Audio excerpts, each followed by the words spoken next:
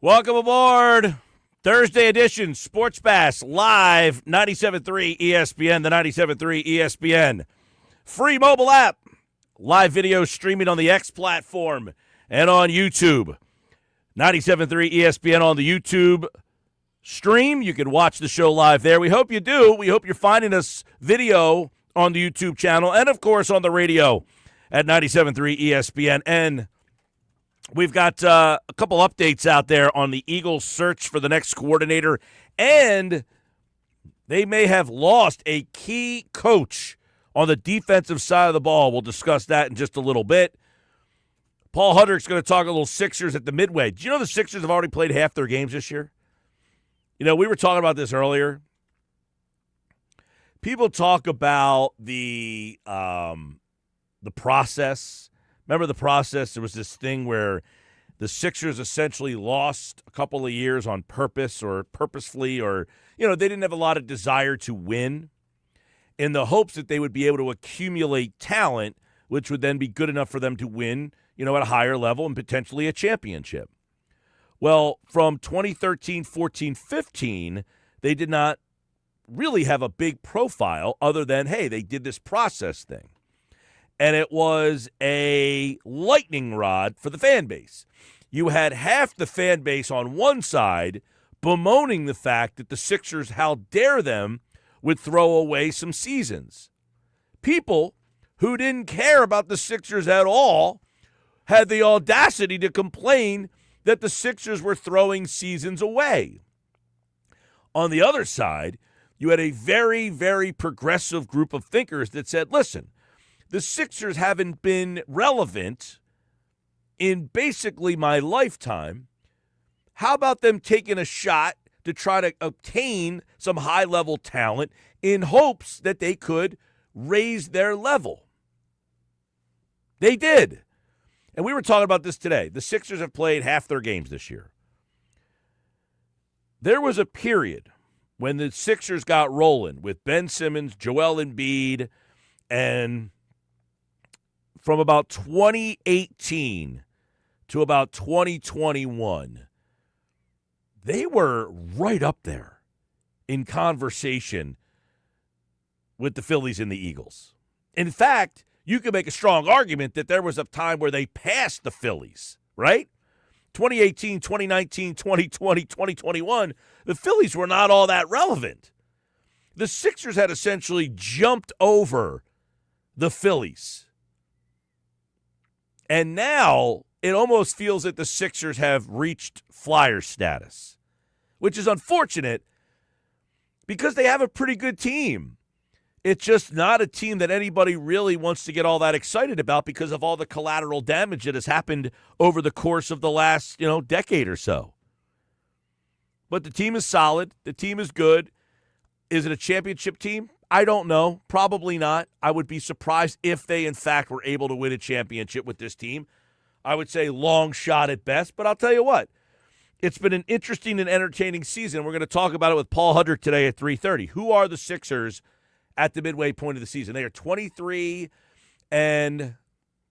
They'll play the Rockets tonight. You can listen to the game on 97.3 ESPN. But think about that. Would you guys agree, whether you liked the process or not? You might have been the biggest anti-process guy out there. But you have to agree that 2018, 2019, 2020, really in that Embiid, Ben Simmons era, when those two guys were playing at a high level, and this team, listen, they never got out of the second round. You could certainly make every disparaging comment you want to make about that. My question is, they were higher on the rung than the Phillies were. You bitched and moaned about the Sixers losing on a Tuesday night in February. Now, how many people know that the Sixers play tonight? Very small number. Sorry, your mic was not on. Very small number. It is amazing how far they have fallen. So it shows you, again, that process worked because it made the miserable guy care and it made the people care. Now they went back to doing whatever they had done before, just kind of getting on the hamster wheel and going around and around and around and hoping that they find something, and now you don't care again. Well, you don't care again because of the fact that it's not because of necessarily the process, but it's because of the fact that the process got you to the club, right? It got you in the door. It got you in the building, but now the Sixers aren't keeping your attention. They're not keeping you in the building, and now you're like, you know what? I'd rather pull up Netflix. You know what? I'd rather watch something else. You know what? I'll just watch the highlights later. The Sixers used to be appointment viewing.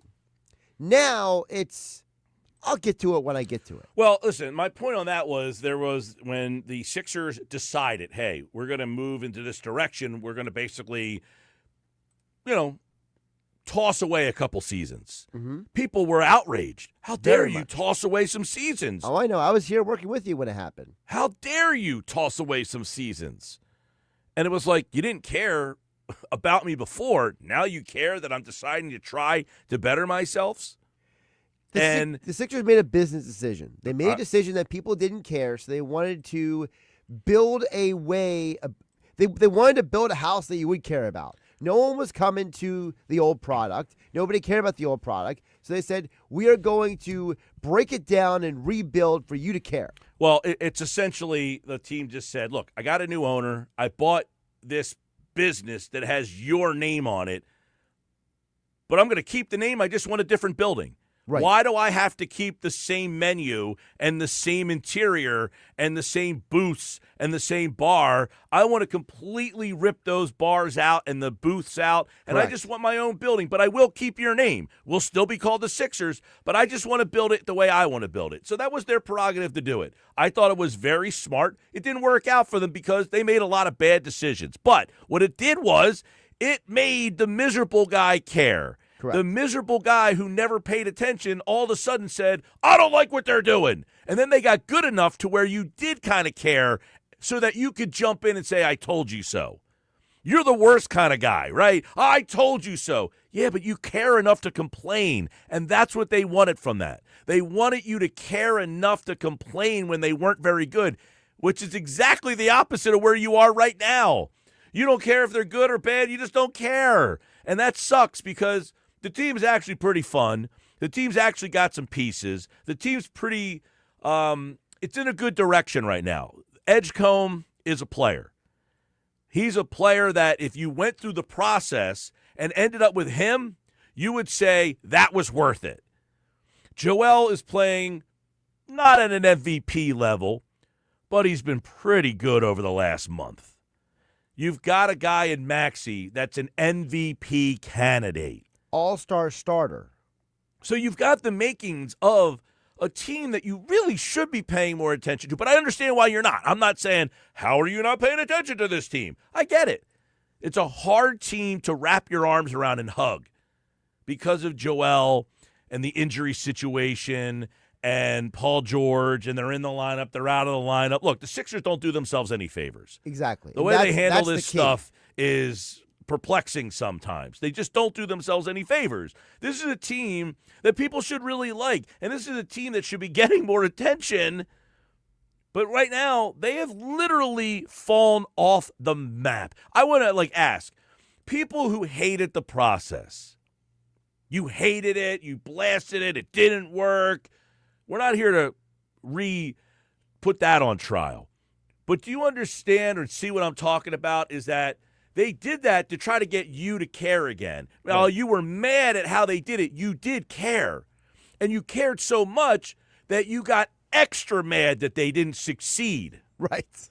You were extra mad that they didn't succeed. Well, because you felt like I went through this whole process of waiting you to tear down this building and rebuild it up and rebuild the bar and put it in a new menu and give me all the things. And I get in the building and it looks great and it feels great. And I took that first bite of food and I was unimpressed.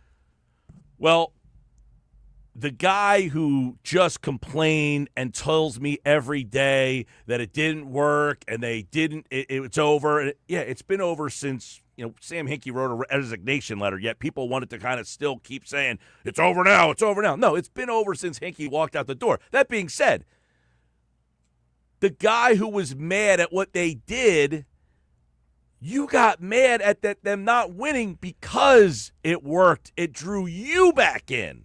Right, because you finally gave in. You said, you know what? No, they didn't give in. Well, they were miserable because of it, and they wanted the chance to say, I told you so. Well, this those didn't work, and I told you so. But the point was, you saying I told you so was because you were disappointed that they didn't win because you started to believe that it could happen too. But your exterior was, I told you this was a mistake. I told you this was stupid. I told you. No, what you're telling me is it worked because now you're telling me. Why? Because you're talking about a team that you really never talked about before, which is what's happening now. The team has just completely fallen off the map. Right, but if I get backtrack for a minute, I don't think that every single person who hated the process was so concerned about being like I told you so. Just because there's a segment of people on social media who are very loud and very proud and very insistent. I run into a lot of people who didn't like the process, but still wanted the team to win. There's a lot of people who I would run into, in the real world. Well, I don't think anybody was like, I hope they lose because they chose this direction. Well, you said there were people who were saying, I told you Right. so. Yeah, they said, I told you so, that this wasn't going to work. It doesn't mean they were rooting against them. They're saying, I told you this wouldn't work. I told you this was stupid. I told you they shouldn't have gone this direction. They should have just stayed on the hamster wheel of winning 42 games over and over and over and over and over and over again when you didn't care about them. The only reason you brought up the fact that this won't work is because this brought you a little bit of intrigue that you now kind of cared a little bit. I don't agree with this, but I'm going to check in on it. And I'm going to check in to tell you it was wrong. It's the I told you so. But you were the guy that was watching every playoff game on the edge of your seat, hoping they would win that title Right, for you. because there are a lot of people, again, as I just said, that who they didn't like the process. They hated it. They thought you're building a losing mentality, blah, blah, blah. But there's still a group of those people who said, I still want the team to win. I've never indicated that nobody wanted them to win. Never did I say that. I'm saying that people wanted to say, I told you so. In other words, this isn't going to work. Not even secretly. I hope it works. This was a dumb idea. They should never have done it. They threw seasons away, and it made people mad. But inside, they still wanted the team to win, but they'll be the first to tell you, I told you so.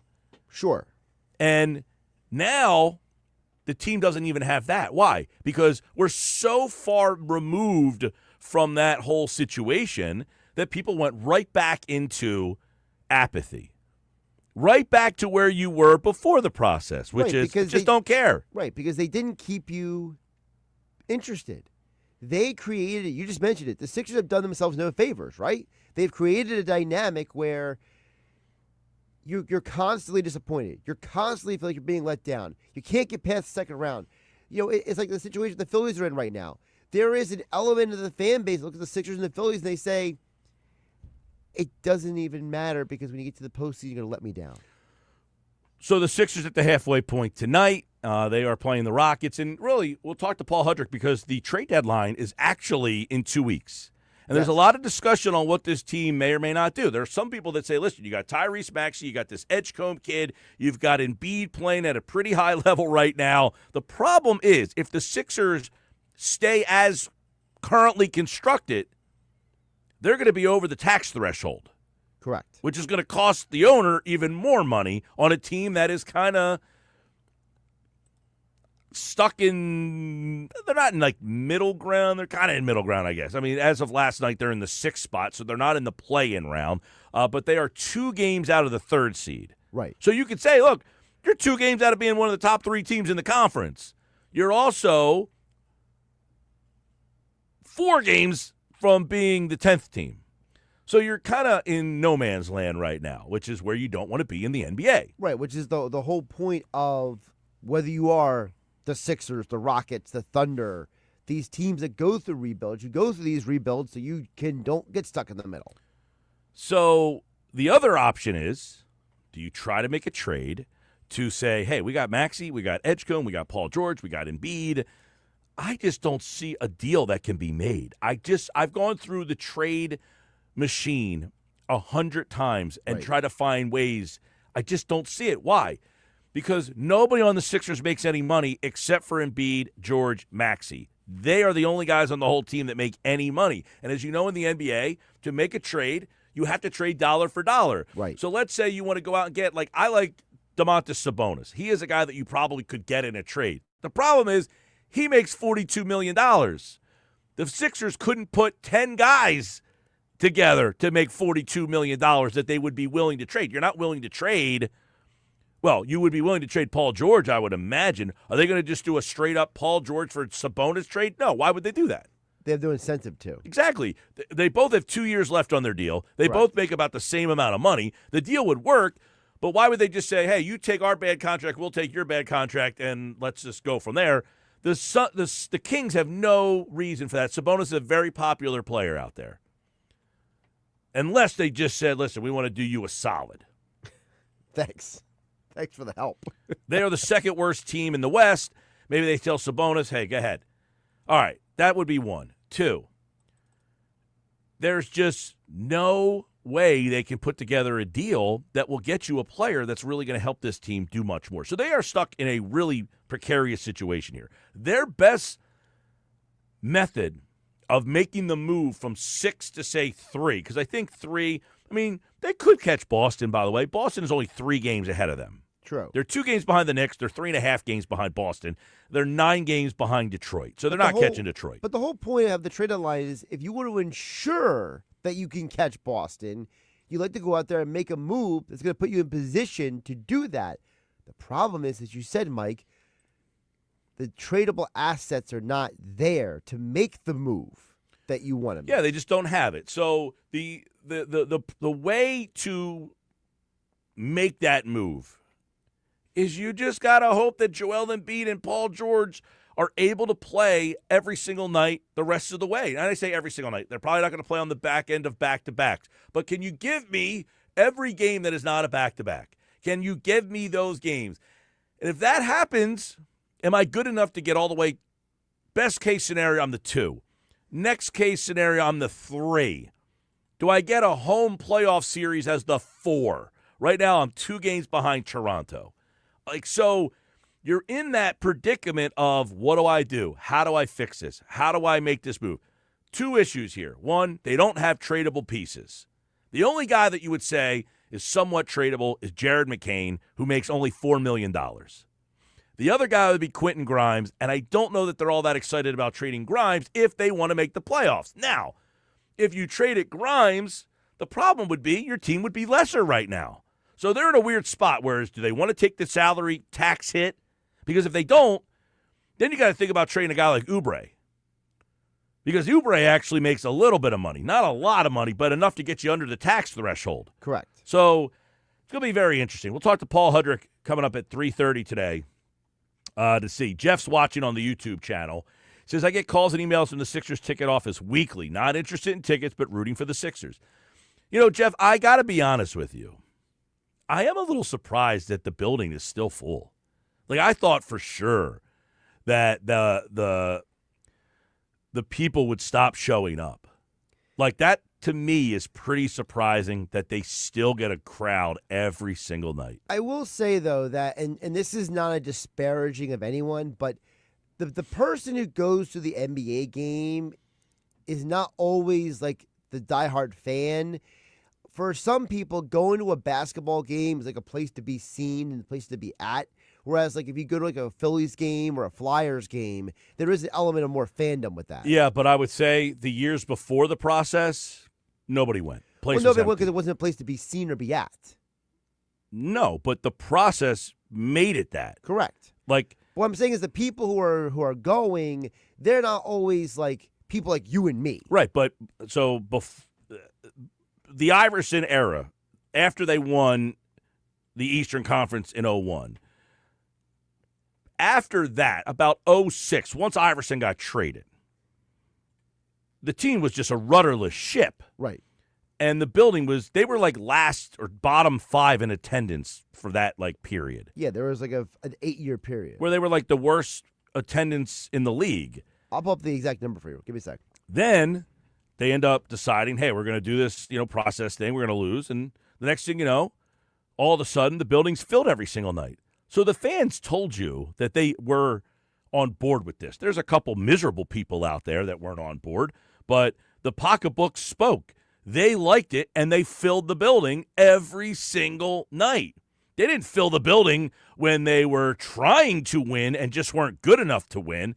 They filled the building once the fans believed that the team had some sort of a plan. It doesn't guarantee that the plan was going to work, but it was at least, hey, you know what? I can at least appreciate that you had a plan. Well, now I am surprised, Jeff, in Ocean City, that the building is still full almost every single night. I still think they're selling out that place every single night. Pretty sure they're, I don't know where they are in attendance right now, but I'm surprised where I'm surprised that they are filling that building up virtually every single night. 609-403-0973, 609-403-0973. So from 2005 to 2011, they were bottom 10 in attendance every single year. Yeah, not a surprise. Most of those years, they were actually bottom 6. What do you want to know this year? Well, right now, I would like to know where they are. But from 2018, the first year that they really got good, to now, like that 2018 season, I think it was 2017, 2018, or 2018, 2019, was that first year they made the playoffs when they won 52 games. So this year they're 5th. This year they're 5th. I am shocked by that. And where were they? Where was the jump? The main jump? Yeah, I'll find the exact year. Where was the jump from where they were low, and then you see that number go to a higher number? Yeah, I'll get you the exact. You're going to follow along with me on this one here? Well, no, because there is, so 2012, they did break out of the bottom 10. They ended up being 15th. That was when they had Bynum. Right. So people might have bought some season tickets and never ended up going. I'm talking about 2013 process, 14, 15. I think it was Joel's first year. They won 28 games. And then after that, they went from 28 to 52. There has to be a number where you're in double digits, and then you shot up to top 5. I mean, it would have to punch you right in the face that you would see the jump in the numbers. By the way, 14, 15, they were bottom 5. Right, because that's a process Right. season, okay? So after that 3-year stretch where they were not all that interested in winning games, you would have to see a pretty big leap in the attendance, I would imagine, where they became, I would say they were probably number 1 or 2 for some of those years. Right? So 2018 was the first year they jumped back into the top 5. Right. So they went from bottom 5 to miraculously top 5. How did that happen? So 2016, they were 29th in the NBA. 2016, Yes. 29th in the league. That's a 30-team league, by the So way. 2017, they actually did jump up to 16th. Yeah, that's Embiid's rookie season. Right. Then 2018. So Embiid plays, they win 28 games, they go up to the middle of the pack. Right. Then the next year you get Ben and Joel for the first time. And they were 3rd. And they go to 3rd. If you need any more evidence of something working or not working, look at the pocketbooks. The people spoke. They went and watched them. Why? Because they had a belief that the team could win. That's why. And we tell people this all the time. And now the difference is now, I can't believe they're top 5 in the league in attendance. Yeah, right they're 5th right now. There's only, I mean, you could pretty much guess the teams that are ahead of them. Probably 3 of the 4 pretty easily. Golden State? No, Golden State's actually right behind the Sixers. Golden State's actually 200 people behind the Sixers. All right. All right, text messages coming in, 609-403-0973, 609-403-0973. So the Sixers at the halfway point, Paul Hudrick at 3:30, early Nuggets today, Casey Joyner, one thought every game. Topper talks. What did he say last night? You'll hear some of the things that Rob Thomson said. Plus, the Eagles have lost a key coach, and one Phillies pitcher is going to be pitching this spring for someone other than the Phillies. We'll explain all coming up on the Sports Bash Live on 97.3 ESPN.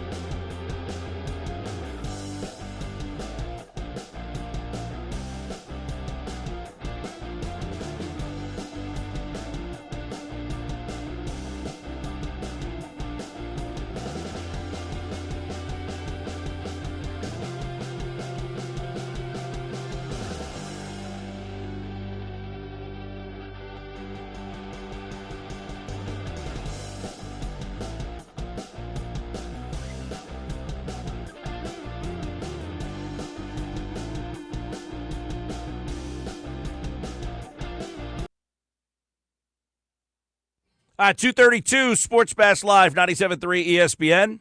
I'm Mike Gill. What's up, everybody? Coming up a little bit later, Paul Hudrick will talk a little Sixers with us. Good stuff on the Sixers. Text messages, 609-403-0973. Real quick, Maxey's my favorite Philly athlete. His effort and smile makes me smile. Starter in the All-Star game. And my hope for the future. What a player, what a person. You know, it's funny. Maxey almost has become the most popular player in the city, and yet that hasn't done anything for the Sixers in terms of popularity, is that they have this kid who's an MVP candidate. He's your favorite athlete in the city, and yet the Sixers seemingly are an afterthought. They are an afterthought, and I think that there's a lot of people who, if the Sixers happen to be on television, like, oh, there's Maxey, but they're not it's not appointment viewing, and that's disappointing.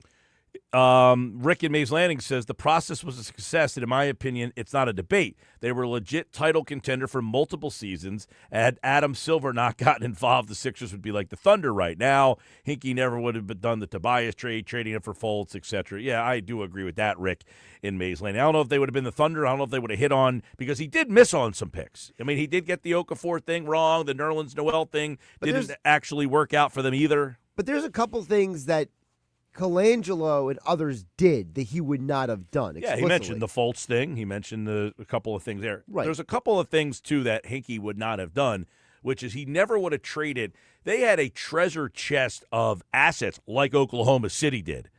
Oklahoma City held on to those things. They never panicked, and they never said, you know what? Let's try to take a shortcut and trade some of these assets to go get a Tobias Harris. Let's try to trade some of these assets to go get that player to get us to where we want to go faster. They just kind of kept staying the course and hoarding all these picks, and then they just kept picking and picking and picking. And for Oklahoma City, different than Philadelphia, they kept picking guys, and they were hitting. They did make the one trade. Yeah. Paul George for Shai Gilgeous-Alexander, and that's the one that really puts you over the top.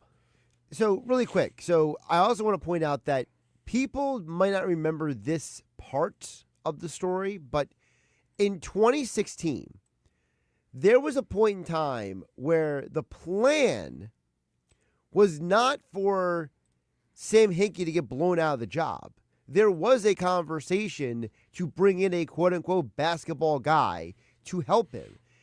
Danny Ferry was a guy who was discussed to kind of bring in to help Sam Hinkie with turning the corner from the process to building a championship caliber team around Joel Embiid, right? And so it seemed like there was a time where you could have had a scenario where you would have had a guy brought in to help the GM, help the guy running the basketball team.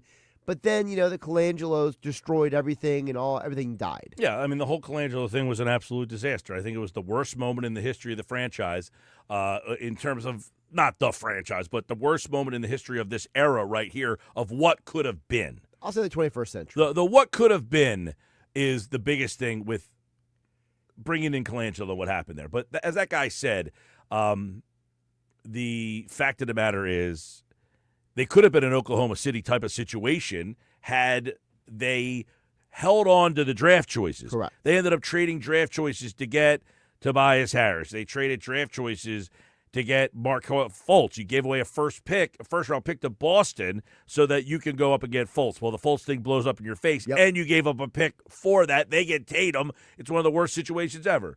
Paul from Millville says, I don't think it's just the Sixers that is unwatchable. I think the NBA as a whole league has become unwatchable. There's no defense getting played. Every time someone gets fouled, they lay down on the ground like they broke their leg on a scooter. He goes on to talk about a lot of the problems with the threes and all that stuff. I agree. And Paul, I'm a basketball fan, so I watch basketball because I just love basketball. The game is not nearly as fun to watch anymore. The product is not It's not what it was. used to be. There's no question. The defense of stuff. It's not that you want a defensive battle. You don't want a game that's 89-90, but you want to see a guy giving effort on defense. Correct. That's different than there's no defense, and I want to see a lockdown defensive matchup. I just want to see a guy giving effort. The whole thing, it is frustrating. Every single time someone gets fouled or goes to the basket, they're always looking at the referee with their hands and palms up in the air. It is so infuriating. I get that. It's also the element of, I just drew a blank for a second. It's the idea of that you want guys to compete. You want guys to show you that they care as much as you, the fan. And I think there's a lot of people who look at these modern NBA players at times and say, I'm paying a lot of money to be here, and you're being paid a lot of money to play. And I want you to win, and you look like you don't want to be here.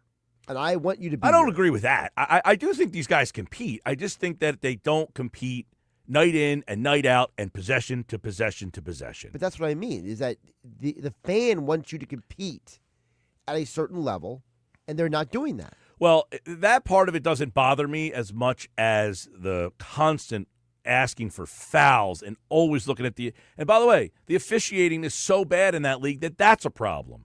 Like, you could literally call a foul on every single play. It's like a holding call. The guy takes the ball to the basket. He's almost getting fouled every single time. Correct. But they have to make it to where it's like, listen, did the foul impede you from taking the shot or anything? I can't stand when they blow these whistles for stuff that is so minor. It's just like, let them play through it, and you don't need to call that foul with like the second quarter of a game, and then the guy's staring at the ref with his arms up in the air like, oh my arm, dude.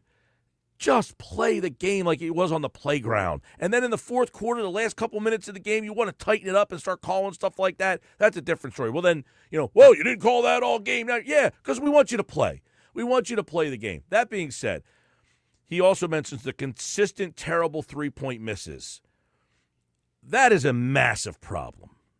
And it goes all the way down to the youth level. Correct. Where, the AAU basketball is a complete just abomination of basketball in this country. It's so bad that I wish that the parents could come together and boycott and just say, you know what? We are contributing to the demise of this game. Let us all go back the other way and get out of this mess. Save a couple bucks, by the way. And just say, I'm watching the NBA, and I don't want my kid to grow up to play anything like this because this game stinks. Nobody can shoot. Nobody has any skill set that is, you might say, well, that guy's a great shooter. Some nights. Yes, There's such a lack of consistency that comes from just the complete abomination of the system. Why is every player in the NBA essentially the MVP level players? None of them are from here. Like, No. Shouldn't that set up red flags? Man, I've been spending all this money on all these teams, and we stink. The red light doesn't go on for everybody sometimes, and that's unfortunate. But just watch the game. It stinks. Nobody can shoot, and it does hurt. It definitely hurts the game. So, Paul in Millville, I agree with you. I'm a basketball fan, so people say, I don't know, like the game stinks. I like basketball. Sorry. Do I acknowledge that it's a lesser product? 100%. And I'm not a get off my lawn type of guy. Right? Like, I'm not a get off my lawn type of guy. So I'm not like, oh, the older game was better just because that's when I grew up. Like, no, I don't think that's the case. I think that the whole league shoots 34% from three-point range. So that just gives everybody the green light to shoot all night, every night. If you can't shoot 38%, stop shooting. Like, 34% is not a number that I'm like, hey, man, you got the green light just to keep shooting, even though you're below average. I look at the three-point shooting a lot like in baseball, where it's the whole, you either hit a home run or you strike out. The whole, remember the change, the angle, the swing, and all that silly stuff we had to go through.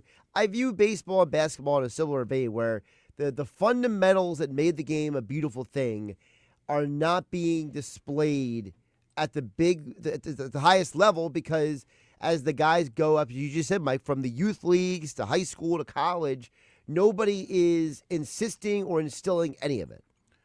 There was a player, I don't know if you remember him. His name was John Vanderwall. Played for the Pirates. Remember him? No. I'm surprised you don't remember him. I mean, he wasn't like that old. Played, I don't know when he played. Recently. He played recently. He put out a post about what is going on with everything right now. I'll read it really quickly, okay? And this is about baseball because you just said the launch angle, swing, and all that stuff, which, was just a ploy to make money, which got a lot of people money. Good for them. It says, this game is in an awful state. I scouted professionally for 2 organizations over a 10-year period, and a lot of what we're seeing today is being misunderstood or flat-out misrepresented. First, velocity. Pitchers are not throwing significantly harder across the board. The perceived jump in velocity is primarily the result of technology and measurement changes, specifically where the device picks the baseball up out of the hand. As radar and tracking systems move closer and closer to release, the readings increase. The arm didn't change, the measurement did. Now, I've tried to explain this to people over and over again. These guns that tell you you're throwing how hard you are, they're all hot guns. They're all like 2 to 3 miles per hour hot. But as Vanderwall points out, the technology of the measurement changed. You're not throwing any harder. They're just measuring the release point in a different spot than they used Correct. to. So that's why it seems like, man, every single guy's throwing 98 miles an hour. Not really. They're really throwing 95, but the gun says 98. Now, by the way, Vanderwall played for the Pirates in 2000. Yeah, as I was saying, he was playing the Pirates. It was recent. I don't remember how recent. Within the last, in the 2000s, I was surprised by that. He says, now hitting. We've reached a point where, quote, gurus who never played the game at a high level are applying golf swing principles to baseball, largely because golf embraced analytics to identify the most efficient swing pass. The problem is that a baseball bat is not a golf club. In golf, you dump the club to get on the plane. In baseball, you cannot lose the barrel on the backside and stay on the plane consistently. Yet the tech community began preaching backside barrel dump as the answer. Front offices filled with non-baseball propeller head GMs brought into presentations. This philosophy was pushed aggressively through the minor leagues. I saw this coming as early as 2014, he says. The result? Hitters now dump the barrel and attempt to get on a plane, but they, quote, struggle to stay inside the baseball, lose adjustability, operate with slower effective bat speed, which makes a lot of sense because Makes a ton of sense. Everybody thinks that everybody should be able to hit the same way. I got news for you. The true elites can hit that way, not little Johnny. Secondly, he says on the pitching side, it's a no better. Pitchers are often taught max effort on every pitch. Starters rarely exceed 90 pitches or 5 innings, work almost exclusively to either arm side or glove side, and live in deep counts. Relievers are almost universally max effort, arm side only. The consequence?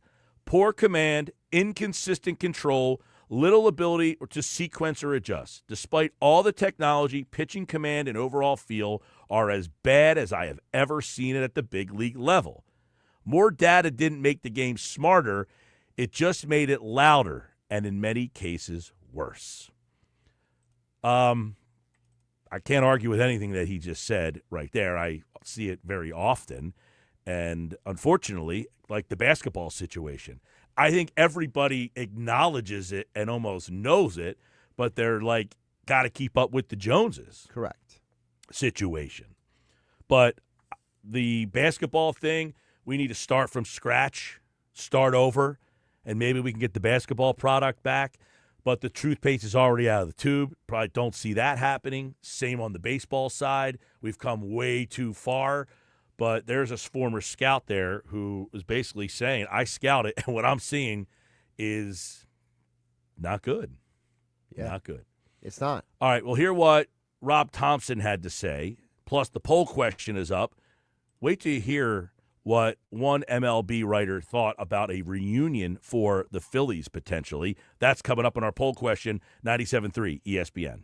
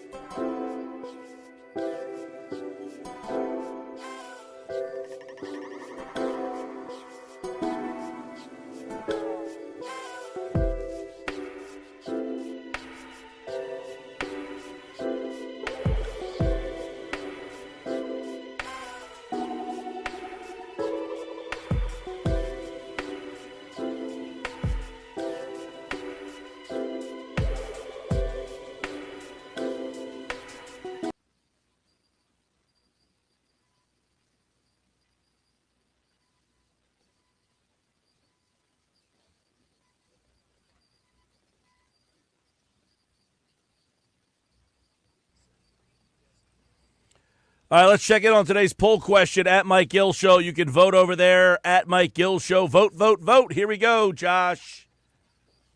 Today's poll question had to do with the story I was reading this morning over at MLB.com, and I just wrote about over at 97.3ESPN.com.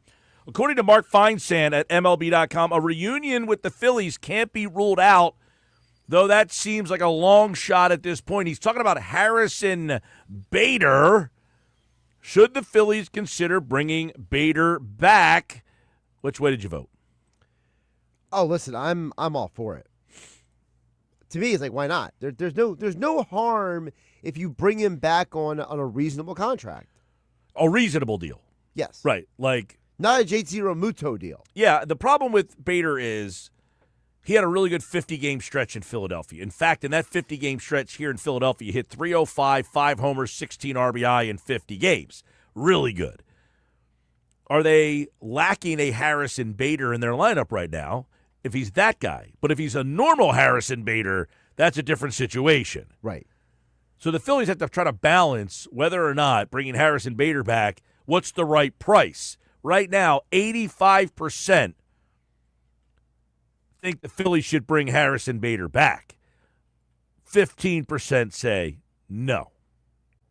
Votes are coming in at Mike Gill Show. You can vote throughout the show. We'll update it at the end of today's show. But I would consider bringing Bader back if I can get a 1 year, like almost a Garcia deal. 1 year, $10 million. You want to come back and play another year here, see what happens. You're not getting the deal you wanted. I'd play him in center field. I move Crawford to left. And then I go Marsh and Garcia in right field in a platoon. The problem is, would Garcia balk at that, and would that blow that whole situation up? You brought him in on a 1 year, $10 million deal.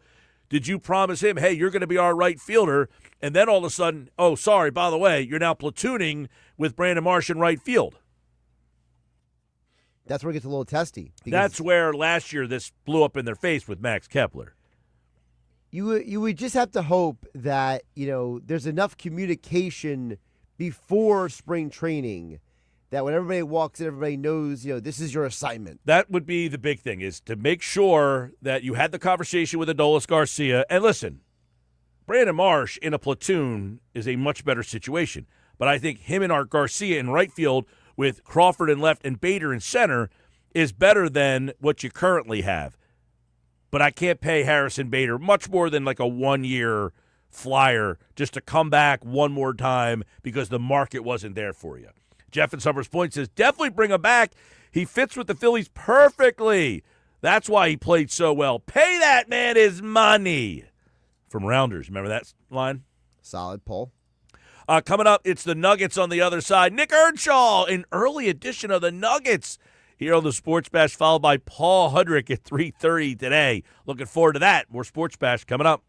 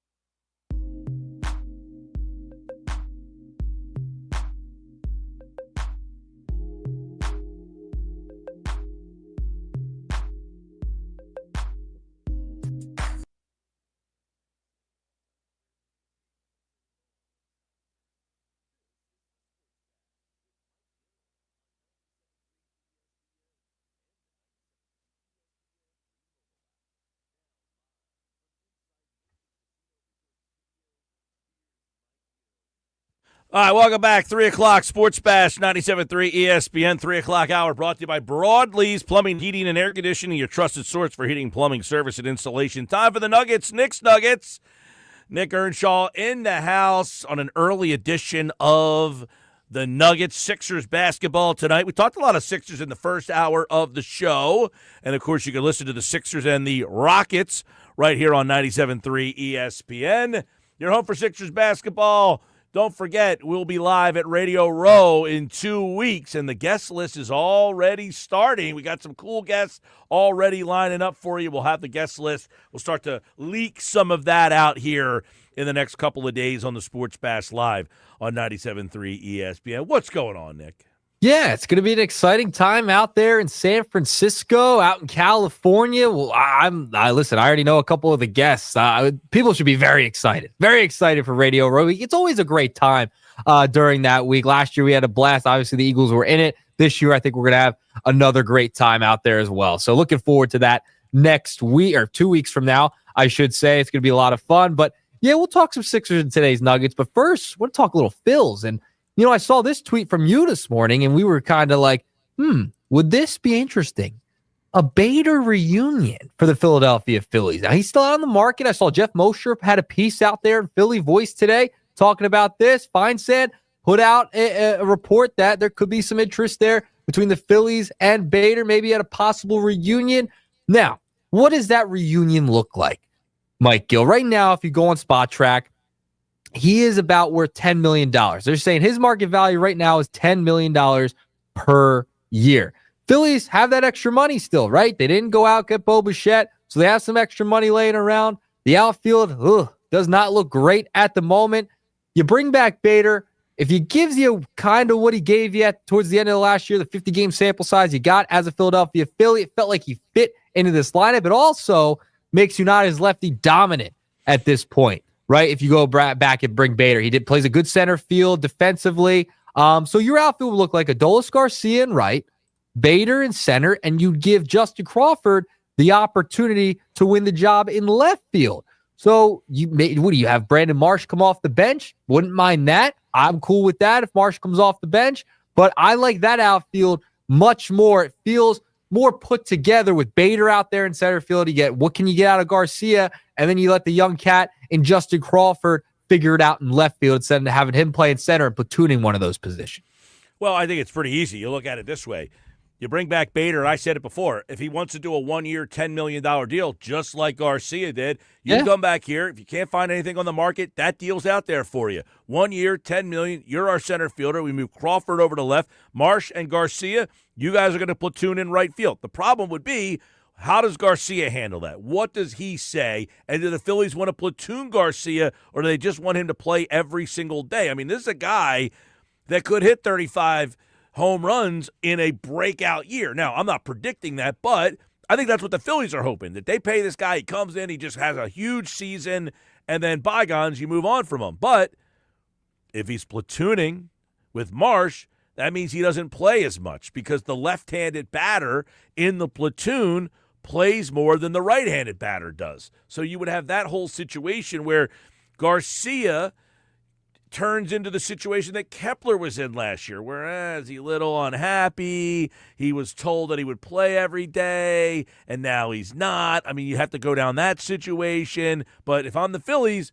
I might have to take that chance and say, hey, I bring back Harrison Bader. You're our center fielder. And that doesn't mean that maybe some days that Marsh can't play left. You move Crawford over to center. You keep Garcia in right field, and Bader gets a day off. Here's the big thing. Garcia has reverse splits as well. He's actually been better against righties than lefties, and that's a reason why you might not want to do this. You took the words right out of my mouth, but I feel like they're better if they bring back Bader. And I'm so sick of Marsh putting this team in a position where he can only hit against righties. I'm just sick of it at this point, right? Like, he is hurting your team. If you want Adolis Garcia, you signed him to play every day. That's what you told him. You don't want the guy to be unhappy, and he has reverse splits. So you don't want him really platooning out there in right field with Garcia, Marsh, and him. I think it's just time to move on from Brandon Marsh. You're not going to elevate your team, elevate your squad by having Brandon Marsh out there every single day, or at least platooning, right? Like, being up on this roster. If he could come off the bench, great. If he's cool with coming off of it, and you say, hey, Brandon, you have to come off the bench. We'll use you when needed. Not really such a platoon role, but you're going to have to come off the bench to start the year. I know he had a better year when he came back for injury, but he's kind of handicapping this team too, and just forcing him into platoons because he can only hit one side of the mound. Well, to be fair to Brandon Marsh, last year he hit 280, 342 on base percentage, 443 slug. I mean, he was better than Adolis Garcia. The problem is he does most of that damage against right-handed pitching. So I don't have a problem with Brandon Marsh. It's who's the other guy. Garcia might not be the perfect fit as the other guy in a platoon. I don't have a problem with Marsh as the one guy in the platoon. It's who the other guy is. And here, I would actually side more that I would rather Marsh than Garcia. The problem is Garcia doesn't fit as the righty bat. Who that guy is, I don't know. No. Otto Kemp never played right field before. Last year, he never played left field. He did that okay. But now you're going to switch him over to play right field. What if What if they just said, hey, Nick Castellanos, you're back, and you're going to be the other guy in the platoon? That's not happening because now you have Garcia and Castellanos. But you could make an argument that that would be a better situation than having Garcia, whose reverse splits aren't very good. He does not hit left-handed pitching all that well. Yeah, listen, but I think the idea with Garcia is like you're taking a flyer, you're hoping you can get a lot out of him, right? Like you're hoping he's an upgrade. That's why I think the Bader thing is probably far-fetched, because then that minimizes Garcia. And I think they're hoping that Garcia is the big offseason acquisition for them. It's the only offseason acquisition for them. And I think they're hoping that he kind of has that breakout season, and then they can say, see, we went out, we got this bat, it helped us out. Maybe he turns into what Bader was last year. Hey, by coming here, you're in this lineup, and that just propels you. Because Bader, much like Garcia, is a very high-energy guy, lives off the crowd. So you could see Garcia, and I said this many times, if Garcia gets off to a good start, April, hits a couple home runs early, and this crowd falls right in love with him, that could propel him to having a big season. But if he struggles out of the gate, and he's striking out a lot, and he's chasing, and the boo birds come out, that could really propel him downwards. So it's a really touchy situation with that whole right field spot. Yeah, listen, maybe you move. This is what I'm talking about with Dombrowski. Maybe getting a little creative here. Do you trade Brandon Marsh? Do you go get maybe another arm, something, a guy to eat innings during the year? I don't know. Try and get creative here. And maybe if you bring back Bader, you're kind of set in stone. Center, right field, you're hoping you can get what you can out of Adolis Garcia. Bader can give you something in center field. He plays a good glove out there in center, covers a lot of ground. And then you give the kid the opportunity out and left in Justin Crawford. I would be okay with that. Trade Brandon Marsh. Just trade him. I mean, you could get something for him. He doesn't stink totally. See, that's where we differ. Okay, you could get something for him. What are you hoping for? I'm hoping for a back-end rotation starter or a reliever. That's what I would hope you could get for Brandon Marsh. Yeah, I mean, I think you're hoping for what is the high end, a back end of the rotation piece. Okay, fine. That I could get on board with, that they might be able to get like a fifth guy who's just kind of a fill-in. Bullpen, quite frankly, I don't know that there's any room in the bullpen right now. I don't know that there is another arm that they need in the back end, but you could do a trade like you got for Matt Strahm. Think about this. All right, when you talk about value for a guy, Matt Strahm has been one of the most dependable left-handed pitchers out of the bullpen the last 3 seasons. Agree? True. I agree. Been an all-star and has been a high-leverage pitcher for you. They got a bucket of sunflower seeds for him, right? Like you would say, hey, we got left-handed, dependable bullpen arm. That's a valuable commodity. Nope, you got nothing in return for him. Brandon Marsh. I will put out there real quick, a little breaking news from John Heyman, not Phillies related, but it is NL East related. Mackenzie Gore has been traded to the Rangers from John Heyman. That was a guy that if I was the Phillies, I would have been interested in. Yep, Mackenzie Gore traded to the Rangers per John Heyman. That's a great trade for them. That's a great trade. Mackenzie Gore, that was like the Luzardo deal. You could have made that deal, got in on it early. What did they give up? Do you know? Nothing yet. Just says breaking. Mackenzie Gore traded to the Rangers per John Heyman. No, Mackenzie Gore would have been a stud if you could have got him. I don't know what they gave up, but I certainly would have, gone down that road. Yeah, but that's a big deal. We're content where we are at this point. Yeah, we're content. We're content. That's a great drop. That's a great drop. Oh, but yeah, listen, we're content. Listen, the Mets essentially, what they have given up the last couple of days to do what they have done. They signed Bichette for $42 million. I think that's an overpay. They basically gave up the equivalent of like if the Phillies gave up Justin Crawford to get Luis Robert. And then this morning, they got Peralta, top end of the rotation starter, but also paid a pretty hefty price there as well. Yeah, so there it is. Mackenzie Gore to the Rangers. Phillies, can you do something for me right now? I like that trade. Yeah. So I'm waiting to see what the package is. That'll probably come out in the next couple of minutes from all the reporters, but Heyman breaking that. Gore to the Rangers. Gore's a nice player, man. He's a nice pitcher. He had success against the Phillies a lot last year with the Nats. I think that, listen, I look at that as what the Phillies did when they got Luzardo was they got a guy that the other team was not going to extend, and you went out and got him. There it is. And then now you have to be the team that extends him. Yep. And obviously, the Marlins couldn't extend Luzardo, so they trade him. The Nationals aren't going to extend Gore, so they trade him. Yep, there you go. All right, let's move along. A little extra breaking news nugget in there. But yeah, like that, right? Moving along, nugget number 2. You know, today's an anniversary day, Mr. Mike Gill. 2 years ago today, Joel Hans Embiid had probably the greatest night of his career. Scored 70 points on Victor Wembanyama and the San Antonio Spurs. Wow. It was a cold January night. I was up in the cheap seats at that game. We were like, is he going to get to 70? Is he going to get there? And he just absolutely dominated. That was one of the greatest basketball performances I have ever witnessed, sitting at the television couch or in person. It was unbelievable that night what Joel Embiid was able to do. Today is 2 years ago that happened. 2 years ago, Joel Embiid dropped 70 on the Spurs. Hey, listen, take the over tonight then against the Rockets, right? Joel should probably play tonight, I would imagine. It's been a fun season for Joel. It's been a kind of an up and down season, but it's starting to get to where, like, it's the Joel that, in fact, somebody texted in the other night that he was going to the game and that he was now disappointed that Joel wasn't playing, whereas before there was a lot of conversation of, hey, are they better off without Joel? Well, now people are actually disappointed when he doesn't play. So it shows you how far he's kind of come. Yeah, I mean, beginning of the year, remember when I was on the train in New York? I had the conductor tell me, we got to trade Embiid. I mean, are you kidding me? I was like, oh, you got to be serious. You know, we had the whole locker room ready to trade Embiid, too. Everybody's ready to trade him, but me and you.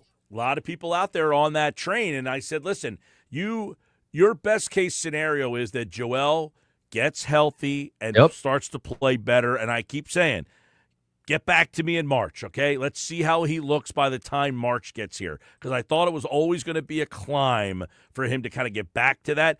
He's ahead of schedule in my mind, but not at the end of the line yet. I think there's more growing for Joel this year. Yeah, I think so too. Listen, is he going to be the 70-point guy again? Probably not, right?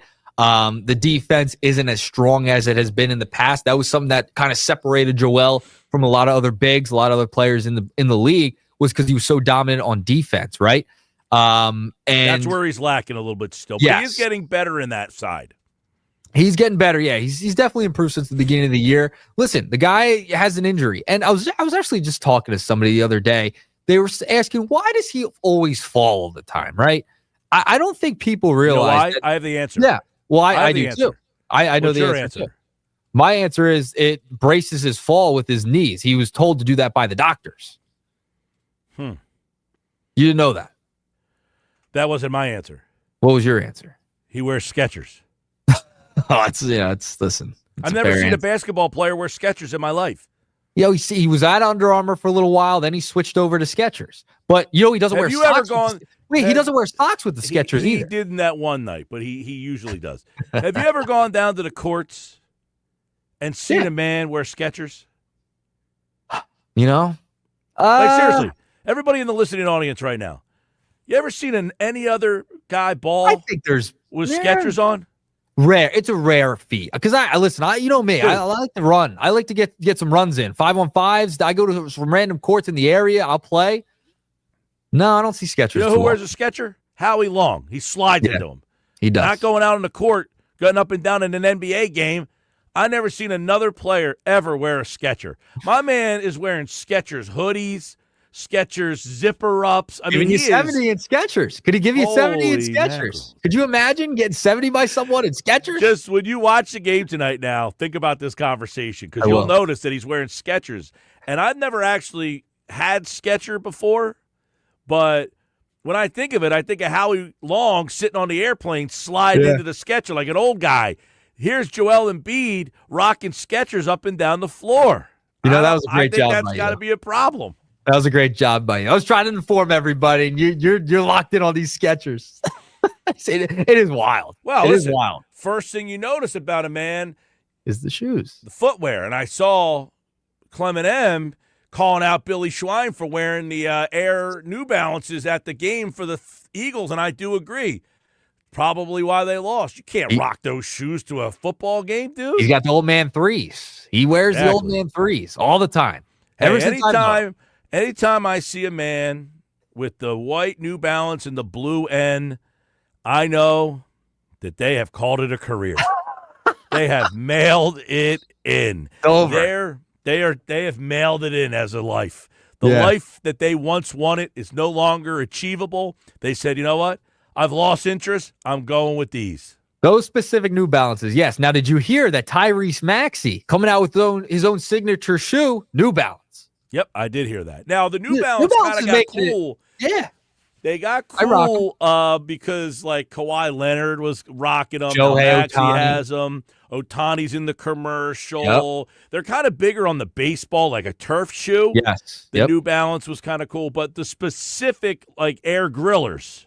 Yeah. Absolutely. The old man threes. Yeah. I call him the old man threes. The grill man. Yep. Yeah. Yeah. Schweiner's big old man three guy. Ever since I've known him, that's what he's worn. Absolutely. So. And that's at that point when you go into the store and you say to the man, I'll try those on. And you walk out with them, you know, I've given up. It's all over. Given up. The prime Everybody is over. out there listening knows you're the guy wearing them. You're looking down and you're saying, I have given up.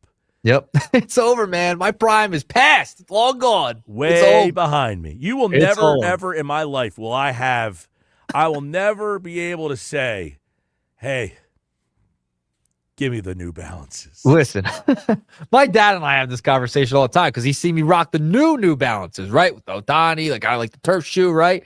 He's like, I'll never wear them because I don't want to be known as the old man shoe.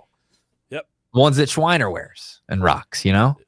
I'm like, listen, well, there's two different ones. That's a specific I know a lot shoe. of people. I know a lot of people who have made that choice in this world. Yeah, it's a choice. And every time I see them, I feel for them. I say, man, it's a rough life. You still have a lot of good years left, and you've given up. Yeah. What do you mean I've given up? Look at your shoes. It's in the shoes, man. It's in the shoes. Listen, Embiid, I will say, I will get to the point real quick. He does do that on purpose. Doctors have advised him to do that since early on in his career to fall down. Not just the Skechers. It's not just Skechers. There's a medical reason behind, but there it is. I'll get the third nugget in real quick. Just Sixers trade deadline stuff. If you're the Sixers, and I keep coming back to Jared McCain, and we've done this on the Nuggets before with the McCain talk, but now we're getting closer. I'm actually going to get to call his game on Saturday night. You are. Happy birthday, by the way. Happy early birthday there. And I think I'm going to head to the Knicks game. I think before the snowstorm, I think I might go to the Knicks Sixers on that day. Might go up in the bleats. Might have to do it. But I keep pondering this. I was sitting in my bed last night, staring at the wall. I'm like, do they trade McCain? Do they trade McCain? And I know you don't want to give up on the guy. You're sending him down the G League to get more reps in, get more minutes because he's just not in the rotation. He's just not going to make it this year with Grimes ahead of him, etc. Could he be that guy that gives you value to go get somebody who can get some rebounds? Here's the problem. Yes is the answer to the question. Problem is this. He don't make any money. So to make a trade, like to get a player that's on a bad contract, like if you were a bad team and you were like, we'll take McCain, you can have our older star who's not helping us out. Like I was talking about Sabonis earlier in Sacramento. Problem with Sabonis is he makes $42 million. Can't make the money work. McCain only makes $4 million. So McCain's been highly disappointing. The whole situation has been a mess. Now, McCain, I think there's two things that happened here with McCain. He had the knee surgery last year. He comes back from the knee surgery. Then he tears the ligament in the thumb. Yeah. So now he's trying to come back from the knee. Now he's trying to shoot the ball with the bum thumb. And in that time, Grimes takes his role. So now they're trying to get him some playing time, and it's just not there for them. And by the way, I don't disagree with him. Like when he has played, he has not played well. He has not done anything to make them play him. I will say, I think they've kind of not given him a chance to kind of play through it. But that being said, I like the fact that they sent him to Delaware. Hopefully he goes down there, can play 30 minutes, and finally get a little bit of rhythm. Getting a groove. Hey, Yeah. I'm playing 30 minutes every night now. I'm running up and down the floor. I'm finding my shot. You can't find your shot playing 18 minutes here, 13 minutes there, 10 minutes here. One night he played, and the one night that he played 35 minutes was his best game of the season. Yeah. That's what Joel Embiid was complaining about. Remember, he like on the minutes restriction, he could not get into a rhythm. So I understand where McCain's kind of coming from here, where you can't really get into a rhythm. He's supposed to be the 3-point shooter. He hasn't been able to shoot well, hasn't been able to get into a rhythm, play a lot of minutes because he's got Edgecombe that kind of took his spot. He's got Grimes ahead of him, who they traded for last year, and it's kind of just pushed him down in the lineup. So he hasn't, and I had an opportunity to get it going. I'm glad they sent him down in the G League, get some minutes, get some reps down there, but maybe you got to trade him, because he's the value guy. You'd have to pair him with a couple Here's the of problem. guys. Can't trade it because of the contract. Doesn't make enough money. That's number one. Number two. To pair it. You have to pair it with some other names. Nobody to pair it with. I've already looked at the trade machine. I sat on it for 3 hours the other night. Nobody on the Sixers makes any money. The only guys on the team that make any money are Embiid, George, Maxey. That's it. I know. Nobody else. So you could tell me you could pair it with who? Everybody on the team. He makes $4 million. What does Edwards make? Could you pair Edwards? 2. What's that? 6, and then you'd have to pair a bunch of contracts together to get some value. I've tried. There is now you're talking somebody of value. Now you're turning into Steven Ventnor, where you're going to send me 7 players for one guy, all of which all 7 stink for the one guy. And even if you put 7 guys together, it's not adding up to $42 million.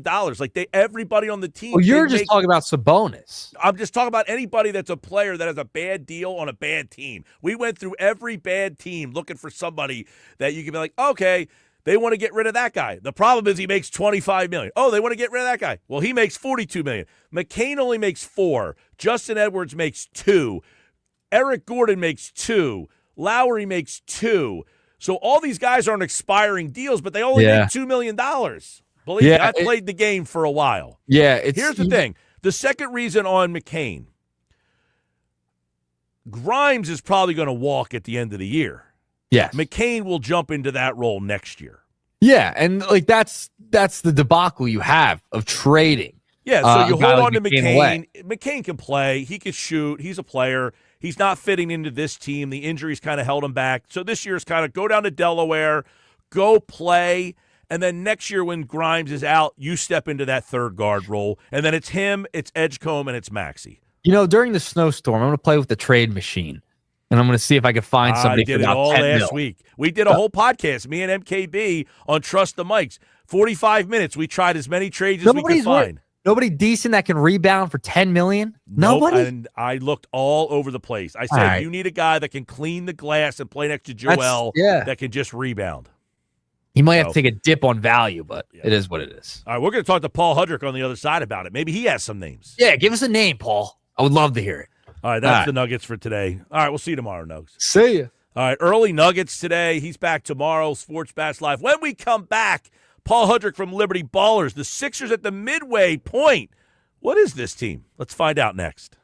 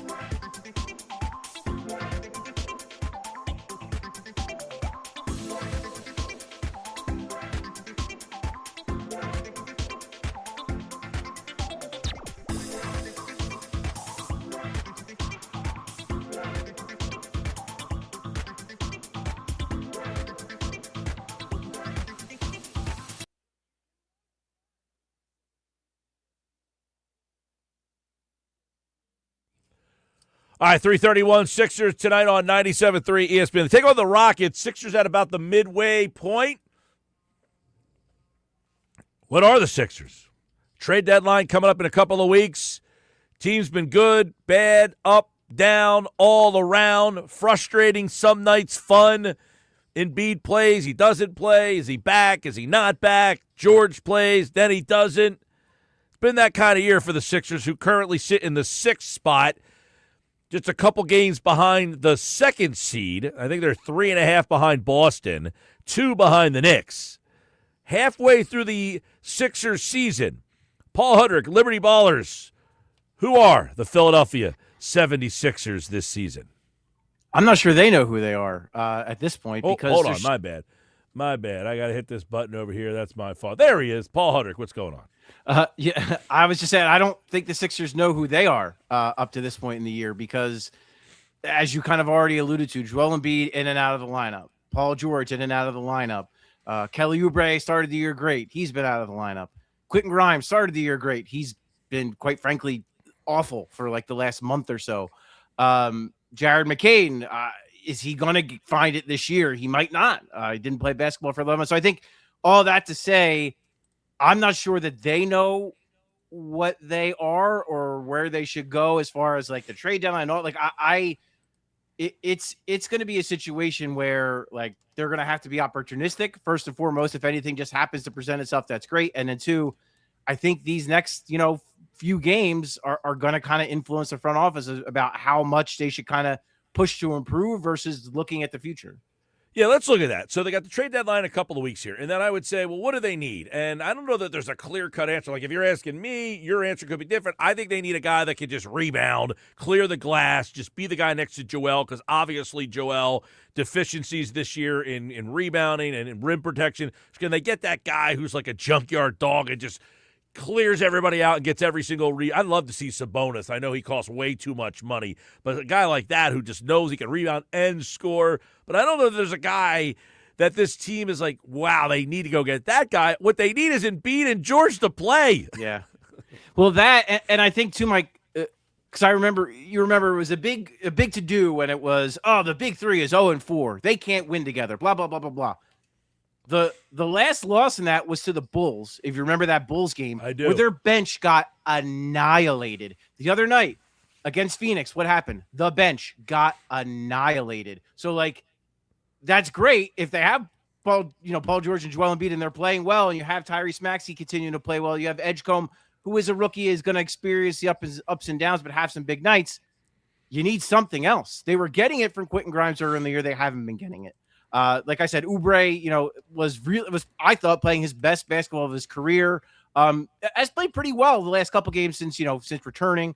And then again, McCain was a guy I think they were counting on to give him some punch off the bench, and he just quite frankly hasn't been good enough when he's played in games. So to me, that's where my attention kind of is. Just some form of juice off the bench scoring wise. And I think the other thing, and look, every team could use more wings, and especially of the 3-and-D variety. When you look right now, they don't even the closest thing they have is Paul George. Kelly Oubre, not a 3-point shooter, obviously does a lot of other things well, but that's not his strength. Justin Edwards has been way too up and down this year. Other than that, you really have no options on the wing. So that to me, the perfect guy is a wing who can score and who can make threes and play a little defense. I don't know where that guy is. I don't know where you can get him from. That's what I look at. As I see it, Paul, because I played with the trade machine for like 45 minutes the other day.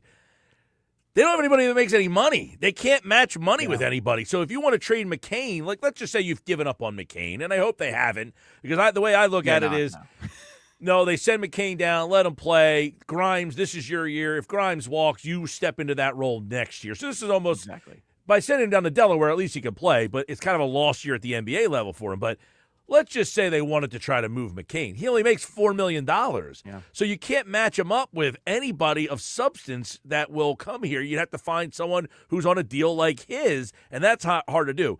They're also at this situation where they're almost the 2 seed, but they're almost in the play-in tournament. What do they do with the tax dollars here with Oubre and Drummond and that type of player? Yeah, I mean, look, I'll just say it plainly. If they make a move that only ducks the tax, I think that's insane because – and I'll say this. I get not going all in, and I get not giving up too much because you don't know how healthy Joel Embiid and Paul George are going to be. You don't know how good, you don't know if Edgecombe could keep this up for an entire 82-game season and as a 20-year-old rookie. To me, I'll be honest, I think Maxey's already hitting a little bit of a wall because he's leading the NBA in minutes, just played 40 minutes in each leg of a back-to-back. And his play hasn't been great over the last handful of games. So I worry about that as well. But I say all that to say, I don't think making an all-in move makes any sense at all. I think, to me, if it's I'm not even sure there is an all-in move, though. Right. No, there probably isn't. But if there is, I get not going for it. I get wanting to hold on to that Clippers pick. I get all of that. But if your only move is we are just going to duck a tax for another year, I dislike that because I hate the message it sends to the fans. But then I also hate the message it sends to a Joel Embiid who has worked his butt off to get back to this point, to be even what he is now. And look, say whatever you want about Joel Embiid. This guy is going through rigorous routines every day just to play. He's getting hours after games are ending to get that knee right. So he's doing all he can to play for this team and get right. So for you to then turn around and say, you know what? We're just going to dump Andre Drummond's $5 million, take a lesser player back just so we could duck the tax. And look, I get there's also the component of Barlow and Walker. You're able, that flexibility to be able to convert them. And that's no small thing. You have to do it. It has to be done. But to me, I'd sooner see them stand pat than just do a cap saving move. Now, if they want to trade Drummond and Eric Gordon, and that gives you $8 million to play with, and then get a real basketball player with those guys and a couple second rounders, whatever, that seems to be maybe you could thread a nice little needle there. So, I mean, I think there are a range of outcomes that could be. But to me, again, the idea of just ducking the tax and not improving the team, I think that would be incredibly disappointing. Yeah, you're almost at hey, listen, this year we were just hoping that Joel was healthy and Paul was healthy. They played together. Cost money a little bit, yeah. Let's see what we look like in March, and maybe those two guys are playing fluidly every single night, and that's our best shot. We don't need to make a trade. We don't need to do this. We just hope these two guys continue to play well together. Because quite frankly, it's funny. We were having a discussion maybe 2 months ago. Are they better off without Embiid? Well, I think the answer is a resounding no, they are not. As we've seen, a couple nights ago, he doesn't play. And, it's like when he's not out there, it's funny. I have people texting in, I'm going to the game tonight, and I'm disappointed Joel's not playing. 2 months ago, people were like, I don't want to see him play anymore. It's amazing how far he's come. And I would ask you see him in person every night. I think he's probably just getting better. I think there's still more to come. Yeah, I mean, he seems to think there is. And, he's feeling good. And Nick Nurse says the same thing. I mean, anyone you talk to really around the team says, like, this is nice. We're enjoying this. He's playing really well. He's getting on the court more consistently. But we all believe that there's even more to get to. And that's really encouraging, Mike. And I think, too, people we're talking about this on the 2-year anniversary of him setting the franchise scoring record of 7. That was only 2 years ago, Mike. It's not like it was a decade ago. It was 2 years ago. A couple weeks later, a guy lands on his knee. He rips up his meniscus, and it clearly was never right after that.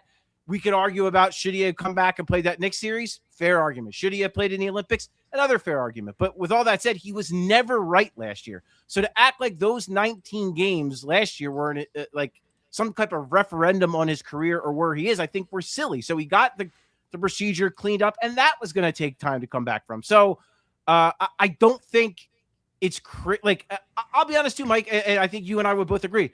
We weren't sure he was ever going to hit the point he is right now. So for me to sit here and say, I don't think there's more, I think I would kind of be, it would be kind of disingenuous for me to say that because I didn't even think he'd get to this point. So he is ahead of where I thought he would be. Yeah. And at the beginning of the year, I said, I think he'll be fine. He'll play 50 games. He'll probably be Joel Embiid that, I figure he'd work himself up to that.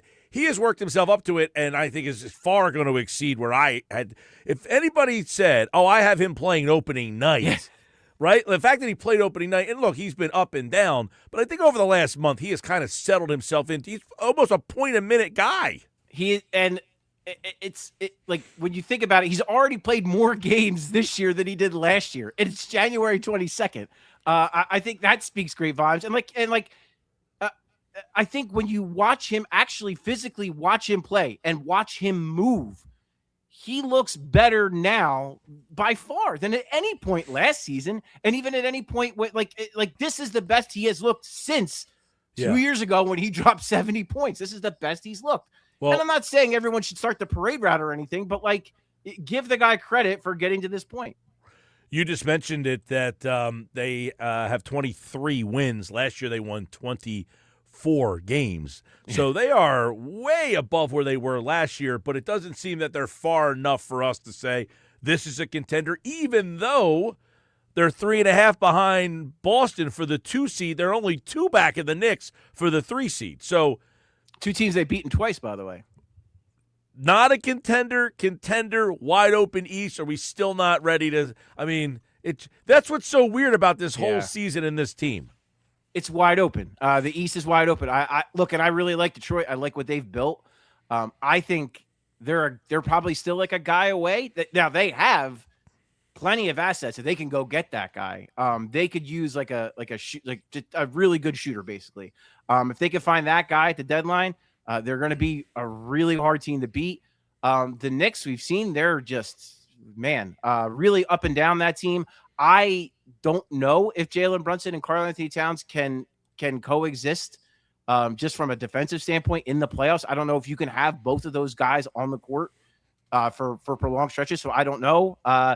Boston, I think they're in the same boat as the Sixers. Is I don't know, because they could potentially get Jason Tatum back, and if that happens, that surely changes a whole lot. Jaylen Brown's been spectacular. He's playing like Maxey. He has elevated his game, and he's playing at an MVP level. So, and a lot of wild cards. Cleveland's playing better lately. They just came in here, beat the Sixers twice. They're getting healthy. They're playing better basketball. So to me, it's just so wide open. And until anyone can feel really good about Joel Embiid and Paul George playing chunks of game. We're basically like a month of them playing consistently. Now, Paul George has missed the last 2 games. That's worth noting. But if we can get to a point where they're both playing, a couple months of games where they're playing the bulk of them, then maybe we can have a conversation a little bit more about, definitively who they kind of are. Well, tonight they take on the Rockets, and then Saturday, interesting game with the Knicks. You just mentioned they've already beaten the Knicks twice. They'll play the Knicks here now on Saturday. And then McCain, Saturday night, he'll be in Delaware to continue his play there. We'll see how I'm actually on the call for that game, so I'll get a chance to see what he looks like in person, because you could use Grimes, I guess, in a trade if you want to try to do something there. That's a little bit more confusing and convoluted. He has to agree to it. He might like his role here, although he might like to go to a place and prove to them that he deserves a big contract, because I would imagine he's not going to be up for a big contract here, right? No, not at this point. Not with the way. Maybe the way he started the year, maybe he had a chance to get to get himself a pretty good bag. But no, yeah, like you said, Mike, it's because he signed the qualifying offer. Yeah, the ball's really in his court, so it's like it's going to be really hard. And any team he gets traded to does not have his bird rights, which makes it more difficult for that team to re-sign him. So if any team takes on Quentin Grimes, it'll be for two reasons. One, either just to take on an expiring salary to dump long-term money. Long-term, right. Or two, they think he can just help them for a second. Like, and look, there could Detroit. be a team for maybe. Quentin Grimes is a useful player, and he could help a contender, whether that's the Sixers or another team. So, the team they're playing tonight, he probably wouldn't look too bad as a Houston Rocket, to be really honest with you. So, I think those are the only two scenarios in which he gets traded, because I just don't. Yeah, like the kind of all the inner workings of that would be really complex to kind of figure out. All right, Sixers Rockets tonight, Saturday against the Knicks, both right here on 97.3 ESPN. Paul Hudrick, Liberty Ballers, check him out, and of course the Sixers coverage over at Liberty Ballers from their entire team. Thanks, Paul. You got it, Mike. Take care, man. All right, Paul Hudrick, of course, all Sixers season long, right here on the Sports Bash Live. The Rockets in town tonight to take on the Sixers. 7 o'clock, listen to the game when you're home for the Sixers, 97.3 ESPN. All right, when we come back, the Sixers tonight, but we're going to turn our attention over to some football. Yeah, football at 4 is on the way. And what about coming up later on, the NFC, the AFC championship game? We're going to break it down with one thought every game. Casey Joyner tonight at 5:30.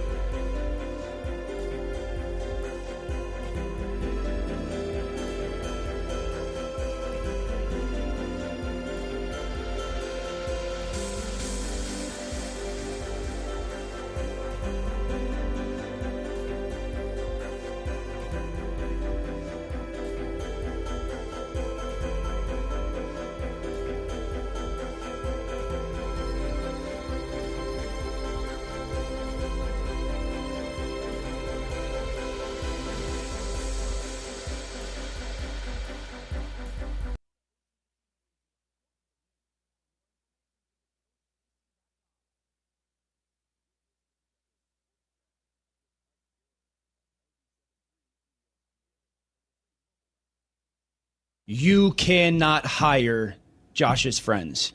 You can't. This is the NFL. You need to have an iron fist in many ways to go to the next level that Buffalo needs to go to. I love Josh, but you can't just bring a buddy in there because that's when it gets too comfortable. There has to be a little bit of discomfort to climb the mountaintop. I think of like Bruce Arians and Tom Brady, and just some positive friction is good. The person you hire better be Teflon tough because you're walking into a hornet's nest. That was Dan Orlovsky this morning on Unsportsmanlike. It's our Unsportsmanlike moment of the day. He's talking about you can't hire a buddy to be Josh Allen's head coach. Similar to what's going on in Philadelphia here. You can't hire a buddy, someone that's going to be buddy-buddy with Jalen Hurts. That's been the problem. Brian Johnson, buddy-buddy. Kevin Petula, buddy-buddy. Needs someone that's going to coach Jalen Hurts hard. That's what happened with Carson Wentz. He had John DeFilippo. They coached him hard. He excelled. You brought in some other guys. Didn't go so well. Jalen Hurts is the kind of guy that wants to be pushed. He's the kind of guy that wants to be coached hard. You can't bring in the buddy. The buddy makes you lazy. The buddy makes you comfortable. The buddy makes being uncomfortable too comfortable. And I think what Dan Orlovsky said about Josh Allen rings true here with Jalen Hurts as well. So I'm quickly sliding under the weather. I feel like it coming on to me like as we're doing this show today. You feel it coming in the air tonight, oh Lord? Like Phil Collins would say? Yeah, I'm deteriorating as the show is going on today. I don't get sick very often. Well, what's funny is that, for those who don't know, I'm kind of infamous for having like a million things in my backpack. Yeah. And you turned to me earlier today, you're like, hey, you got any of that extra vitamin C today? It's like the one day I didn't have extra vitamin C. My girlfriend said to me, oh, did you take any vitamin C? Because I wasn't feeling well this morning. I was like, I'll be fine. And then she's like, do you have any vitamin C? I said, Josh has it. He's got everything in that stupid bag over there. And then I said, hey, you got any vitamin C? He said, no. Yeah, the one day, I actually have this huge container in my house of just vitamin C, and I didn't bring with me. Unsportsmanlike airs weekday morning 6 to 10 a.m. on 97.3 ESPN. Our Unsportsmanlike moment of the day is brought to you by Whitehorse RV Center in Williamstown and Galloway. Your RV adventure starts here. But he's absolutely right, Orlovsky. Yeah. The Eagles, just like the Bills, they can't hire buddy-buddy. They can't hire someone that's going to be Josh Allen's buddy or Jalen Hurts' buddy. You want to win a championship, you got to push people. You got to get the most out of these guys. And to get the most out of them, you can't be their friend. All right, coming up, football at 4, Andrew DiCecco. By the way, looks like Christian Parker is going to be the next defensive coordinator for the Dallas Cowboys. The Cowboys infiltrating the Eagles coaching staff. How about that?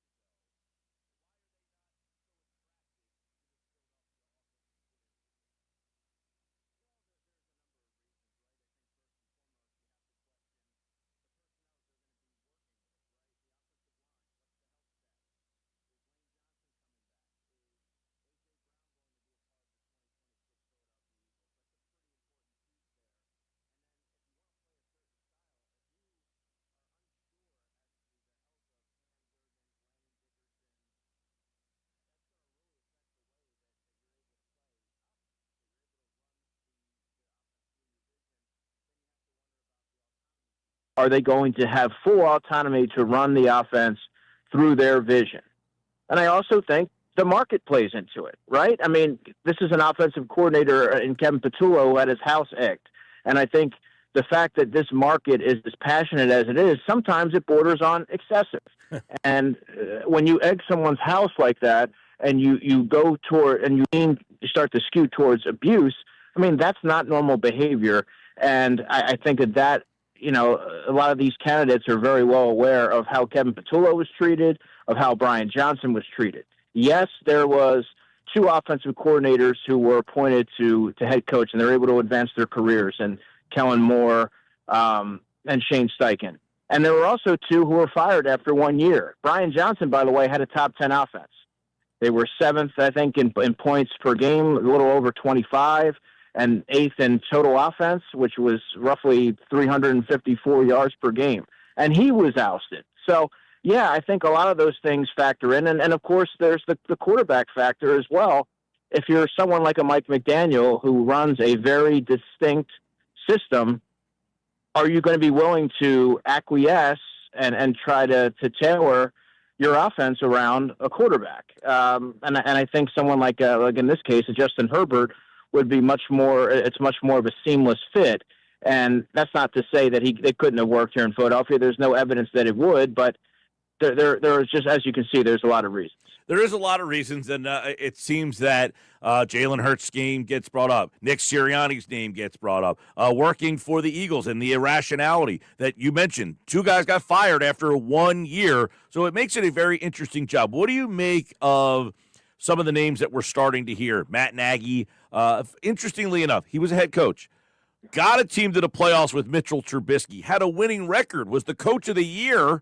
And then that obviously did not work out in Chicago. He lands back in Kansas City. You got a guy like Dable, who had not a good head coach in New York, yet people seem like they would rather Dable over a guy like Nagy. Then you've got guys who are a little lesser known. Earlier this morning, Declan Doyle, 30 years old, not even a play caller. So you're starting to hear guys that are really off the beaten path. What of these names kind of interest you the most?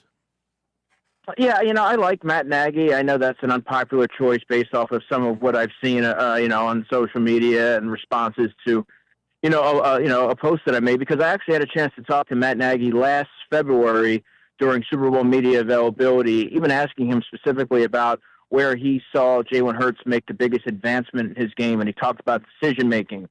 He clearly trusted the system, his receivers, doesn't turn the football over. I even asked him about Vic Fangio as well, and some of the challenges he presents to an offense.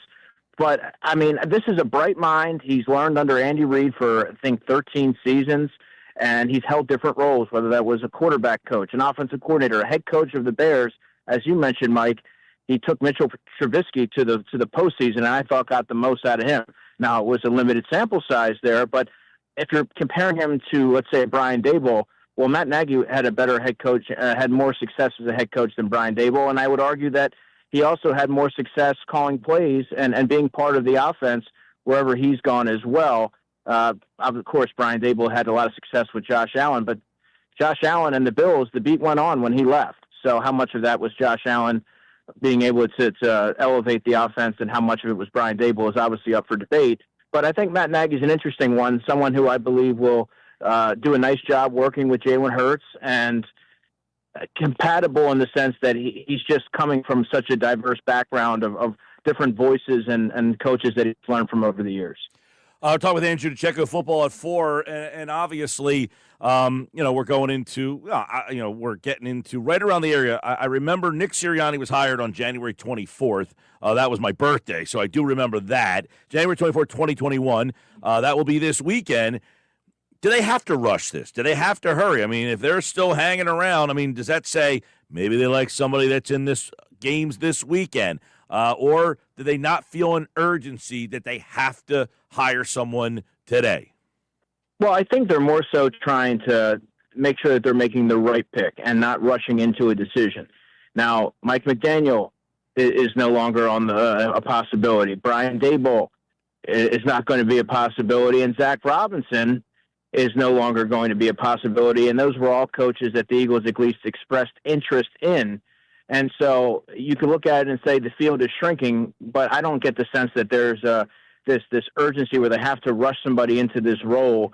They're casting a wide net, and I think a lot of that is useful, even if there's some coaches who you have no intention of hiring, more so that you're trying to gather information and maybe keep tabs on them in the future for different opportunities. You mentioned the Bears offensive coordinator, Declan Doyle.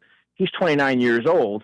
And he's never called plays before. That was Ben Johnson running the show there. So if you're looking at it through the lens of, well, the last two play callers that the Eagles have promoted were first-time play callers with no experience there.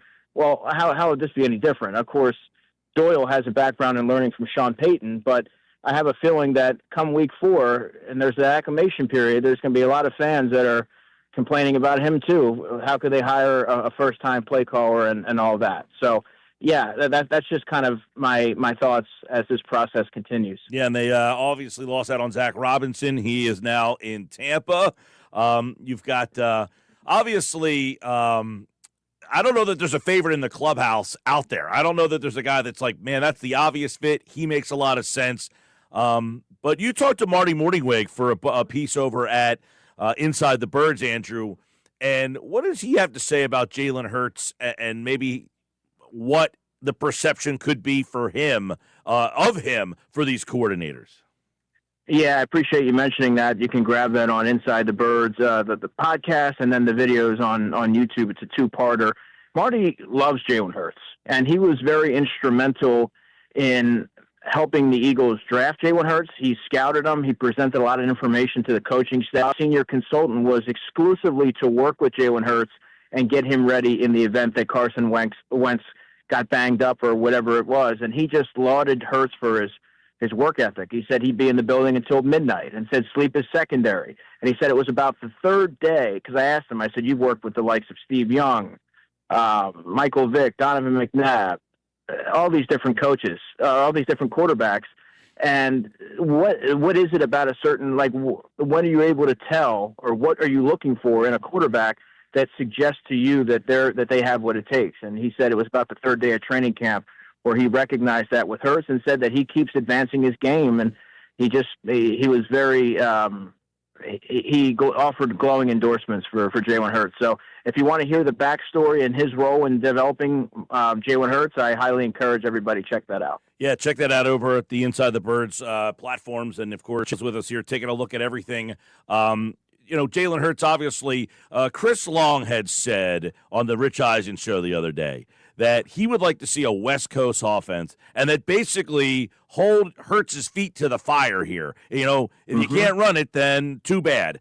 Would you like to see them completely scrap this and go to something completely foreign to him? Is that a way that you would like to see them go here moving forward?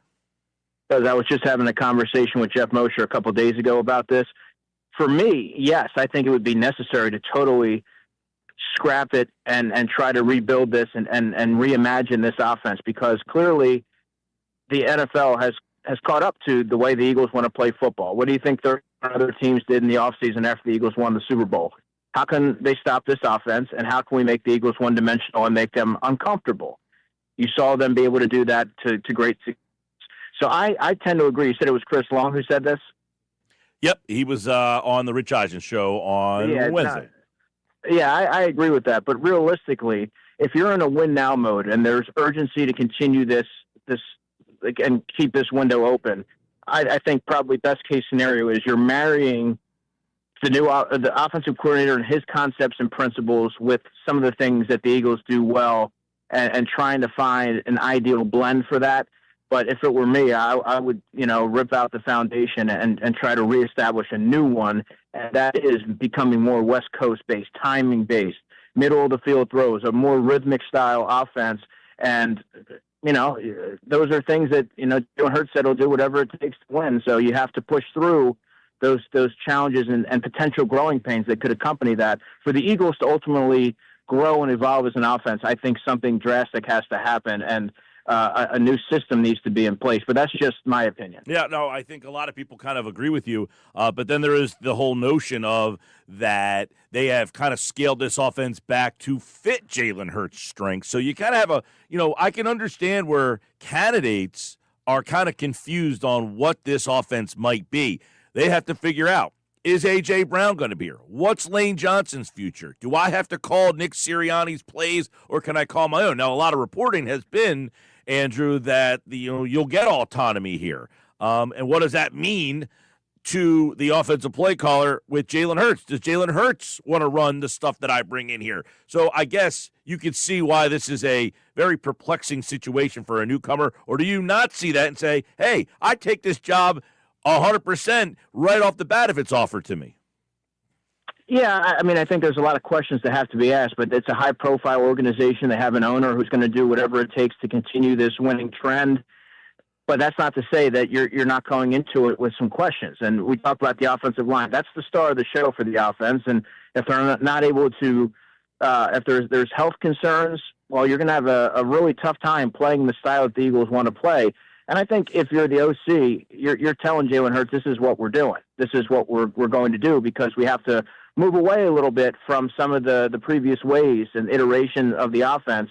And the offense was structured through the eyes of Nick Sirianni to tailor to the strengths of his quarterback. And obviously you're taking into consideration what he likes to do, routes that he likes to see run and all that.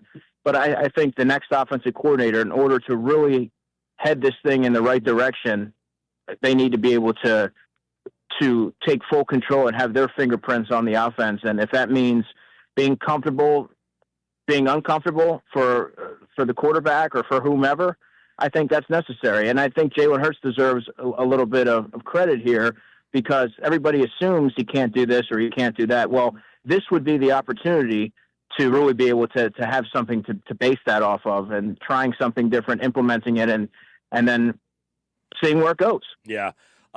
Cliff Kingsbury, no interview up to this point here. Charlie Weiss Jr., heard his name. Bobby Slowick.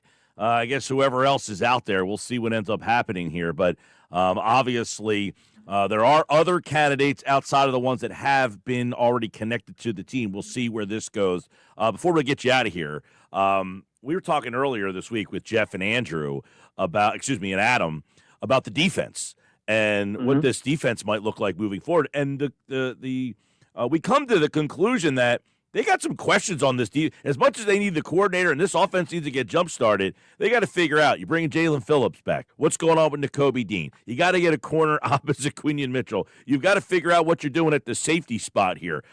This defense is also got to be looked at this offseason, correct? Yeah, look, the pendulum's going to be swinging here, Mike, because there's so much money invested in the offense, and now the Eagles are going to have to make some tough decisions defensively and start allocating a lot of their resources into that side of the ball. That's signing Cooper DeJean, Quinion Mitchell, potentially Jalen Phillips, Jalen Carter, of course.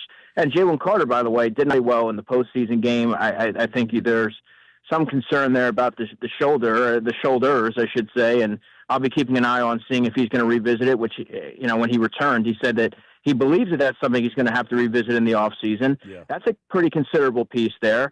But I think the edge rusher group, I don't know if the Eagles are going to feel comfortable going into a season again with Jalen Hunt and Nolan Smith as their top two edge rushers. Jalen Phillips, I should say, did a really nice job, and the sack numbers may not reflect it, but providing pressure off the edge pretty consistently, setting the edge with authority and violence, and just complementing what the Eagles already had there. And he gives you a player who can handle that volume of snaps and allows someone like a Nolan Smith to maybe become that third edge rusher. That's really important. And then you mentioned Nakobe Dean. It's a luxury to have three starting caliber off-ball linebackers. It's not a necessity. And the whole thought process of drafting Jahad Campbell is that he would eventually be able to undertake a role as a starter opposite Zach Vaughn. So I would have to imagine, Mike, that would be the direction that they head there.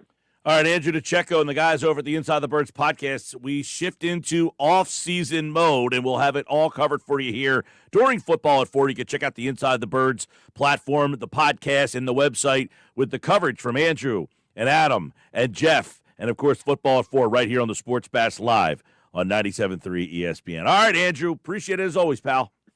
You got it, Mike. Have a good weekend. There's Andrew, everybody. And you heard the insight there. Declan Doyle is the latest candidate for the job. And, of course, he is I say of course, as if everybody's following along on who the Chicago Bear offensive coordinator is, because he doesn't call the plays. That is Ben Johnson's job. I will say the one thing about Doyle that does stand out a little bit for people is he was in New Orleans with Sean Payton and then went to Denver with him. So he does have a lot of Sean Payton stuff. And then, of course, Ben Johnson this year as the play caller in Chicago that I'm sure Declan Doyle has kind of learned some stuff there. Interesting things that he talked about from the Marty Morningwig conversation that he had on the Inside the Birds platform. So that is the latest on the Eagles and their offensive coordinator position. And, of course, if something happens, you got it right here on the Sports Bash Live on 97.3 ESPN. All right, coming up, if you missed our conversation with Hembo from yesterday's show on the Phillies offseason, we've been talking a lot of Phillies today. We'll have that coming up for you in the 5 o'clock hour. So a lot of people were texting. A lot of people say, man, that Hembo conversation was awesome. That was on yesterday's show in the 3 o'clock hour. So for the people who are more 5 o'clock hour listeners, we're going to have that for you coming up at 5 o'clock tonight. Plus, Casey Joyner, one thought every game. There's only 2 games left. We'll get his thoughts on both of the games coming up at 5:30 tonight right here on the Sports Bash Live on 97.3 ESPN.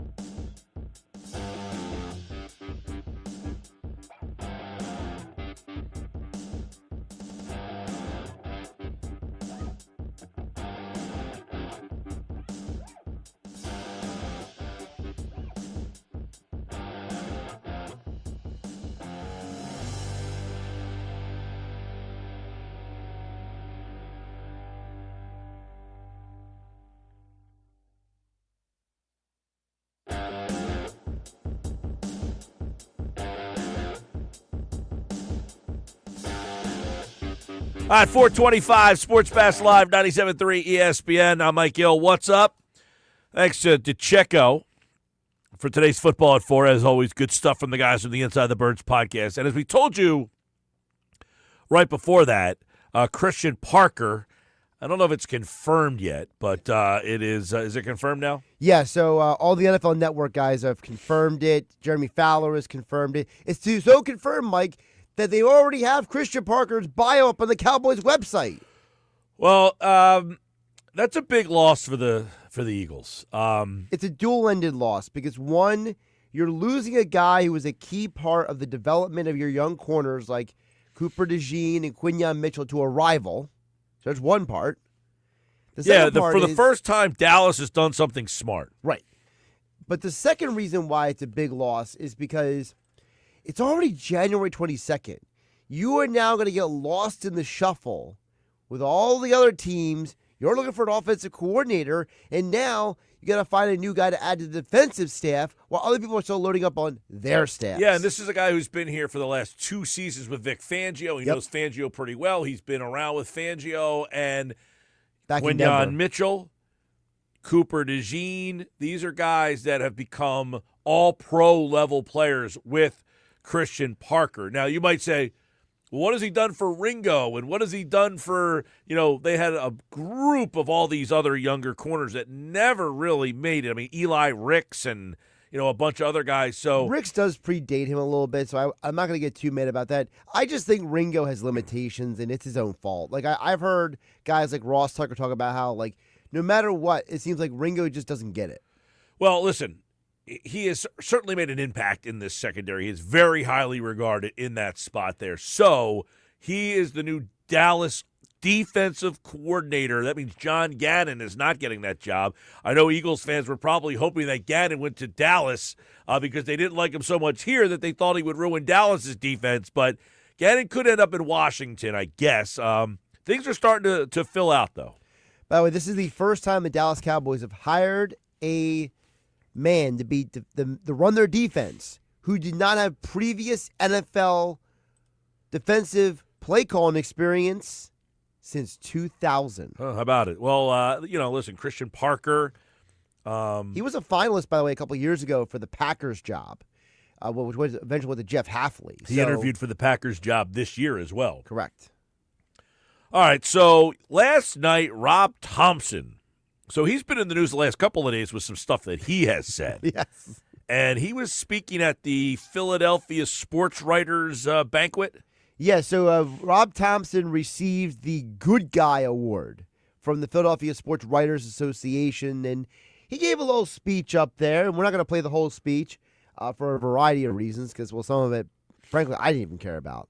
But Rob Thomson did kind of give like a bit of a state of the team's address to the people who were in attendance.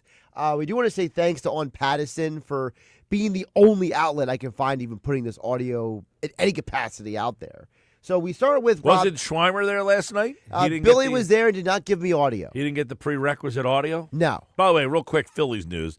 Weston Wilson has signed with the Orioles. So no Weston Wilson. We thought because he got DFA'd, thought maybe no one would pick him up, and then he would be at spring training. And the Orioles said, you know what, we'll take a crack at good old Weston Wilson. Yeah, well, good for them. Hope he wins. All right. But Rob Thomson talked about why he believes this Phillies team is better than last year. Remember the poll question the other day, Mike, about do people think this year or last year's team is better? Well, Rob Thomson believes this year's team is better for this reason. I feel like we're a better team this year than we were last year. A lot of people think I'm crazy, but we have increased our win totals every year during the regular season. Now we have to get it done during the postseason, and it's going to get done. But our strength still is our pitching staff. We lost Ranger today to the Boston Red Sox, but we're going to see Andrew Painter come. Young guy who's got a chance to be a star. If he stays healthy, he's got a chance to be a star for many years here in Philadelphia. I'm excited about that. I don't disagree with them. I mean, I think they are better this year. I know a lot of people are frustrated that they're not different from last year. but they are better than last year. Correct. So there is a difference between being different and better. They're better, but similar. Harper the same, Stott the same. I think Harper this year will be better than Harper last year. Stott the same, Turner the same. Bohm, I think Bohm's a little bit better this year than he was last year. He's on the last year of his deal. Maybe it's enough for him to try to get that free agent contract, and it's that year where you're like, oh, man, Alec Bohm hit 25 home runs. Can you bring him back? And you're like, he had it during the free agent year. So maybe you get that little bump from him. JT, I think you would say, about the same. Crawford, total wild card. What is he going to be at this level? I don't have the slightest. Is he hitting 320? Is he hitting 220? If you told me he hit 220, I'm not shocked. If he told me he hit 320, I'm not shocked. Don't know what to think about him. I'll have to formulate an opinion when I go down to spring training and see him. Well, Rob Thomson went on to Hold on. I'm not finished here, Kemosabe. Oh, my bad. Yeah. You could tell that I was kind of going around the lineup here. Maybe you didn't catch on to that. Maybe you weren't picking up what I was putting down here. Nope. Marsh, similar. Garcia, another guy who I think he's probably similar to what you got from Castellanos last year, but has the ability to be better. He's also a better outfielder, helps your pitching staff out. One of the things that Thompson kind of highlighted there is he likes their pitching. Painter, he talked to this guy, has a chance to be a star. Wheeler comes back. As I said the other day, their bullpen is significantly better than it was last year. So where their lineup is very much the same, their pitching, specifically their bullpen, should make them better this year. And I think their bullpen is so much better than last year, I'm interested to see how many extra wins that gets them. They won 96 games last year. How many more wins do they end up getting because Duran's here for the full season, Brad Keller's here for the full season, maybe Alvarado is now back for the full season. Alvarado, by the way, kind of a wild card. He got hurt at the end of last year, so we never really saw if that PED thing ended up being a factor in, will he decline? Was that a reason why he was so good? Don't know. Well, the reason why I didn't pick up what you're putting down is because basically Rob Thomson himself went around the horn to almost every position explaining how he feels about them. So we'll first start with he was going to start going into why he still believes in the starting pitching staff. We got Zach Wheeler coming back. He's going to be back early in the season. He's going to be pitching well again. We got Jesus Luzardo, who we got in a trade last offseason. Aaron Nola is going to pitch for Team Italy in the WBC, so he's going to get a head start. He's going to have a bounce back here. When Wheels went down last year, Sanchez grabbed the pitching staff by the neck and ran with it, and he led that staff. And I think, me personally, he should have won the Cy Young. So, Wheeler thing, encouraging. Sanchez, okay, great. Top two guys there. Should have won the Cy Young. Debatable. Probably not. He's going to stand up for his guy. I get it. Nola. He's going to be pitching at the WBC for Team Italy. I don't know if I like this or don't like this. I mean, this is a guy who struggled last year with the injury. It was a weird injury. It was like a rib injury that morphed into an ankle injury or an ankle injury that morphed into a rib injury, something to that effect. Yes. He never really found it. He had like two good starts all season long. Then he gets to the playoffs. You actually pitch him in the playoffs, and you pitch him for 2 innings. He's got 5 years left on the deal. He's only 32 years old. I looked that up today. I was like, how old is Aaron Nola? He's only 32. Does he bounce back to a guy who's a 4 ERA guy?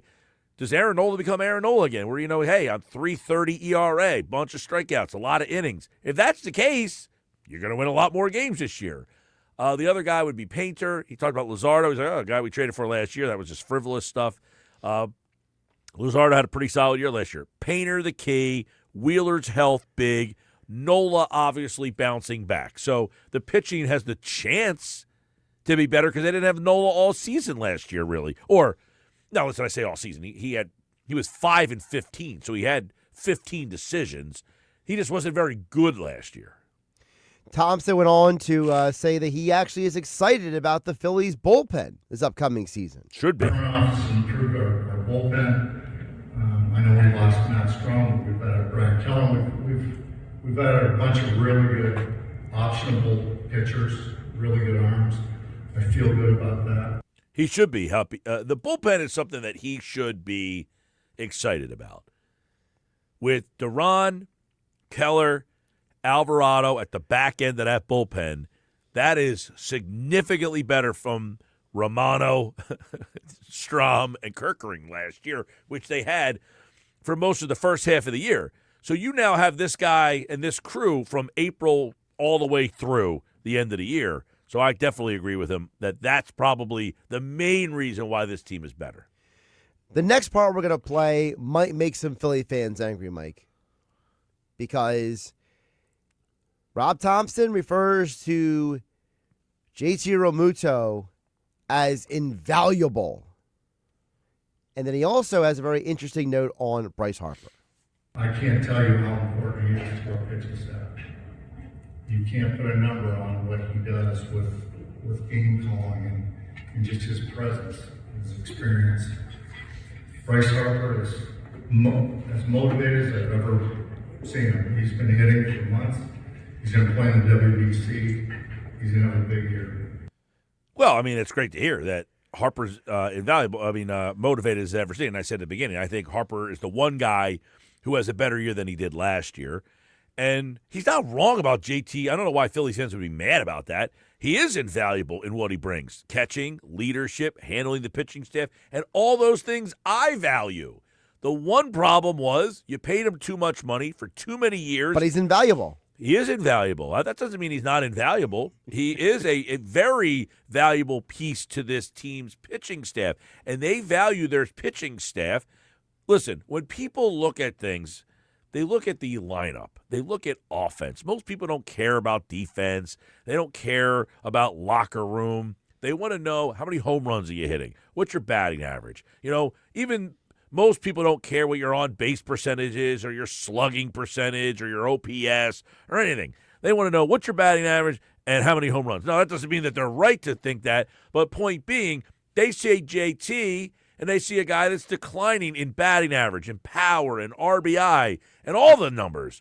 But what he is invaluable is, and I said this before, if you want to change the lineup, there was a guy that you could have gone to hit 250 with 12 home runs, which is what JT hit last year. But you would have the drop-off in all the other areas, handling the pitching staff, having a beer with after the game, calling the game, all that stuff. And that's where JT, I just thought they overpaid for all those intangibles. Thomson finishes the roundup going to the outfield, specifically mentions Justin Crawford and Adolis Garcia as part of his roundup of the roster. We've added Adolis Garcia. We had 39 home runs a couple years ago. I think he's going to bounce back here. We're going to add Justin Crawford to our outfield. Right in the field, or even play corner outfield too. So we're adding some youth. We got a great farm system. This organization is set up to have sustainable winning success. And I'm really excited to get going. I really am. I like how they put him up there. What did he win, like the Good Guy Award or something? Good Guy, the award by the Philadelphia Sports Writers Association. So he goes up and wins the Good Guy Award, and then he's tasked with selling season tickets or something here? Like, what the heck? Like, he goes around the whole team and gives, like, a whole expository. State of the team. Right. Was that, like, something that he was required to do? Like, hey, when you win this award, if you win this award, can you give us a little, like, pep talk about why we should believe in the 2026 Phillies? Well, he actually. Bizarre. It was kind of weird because, like, he's up there to receive an award. Then he went into this little thing about how he's like, I want to let you guys know I appreciate all of you writers, too. And then he goes, it's almost like and while I'm here, I'll give you a state of the team.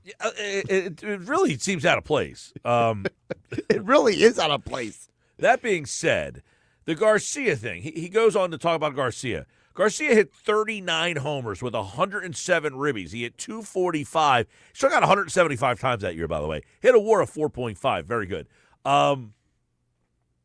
If he's that guy, the Phillies hit a home run.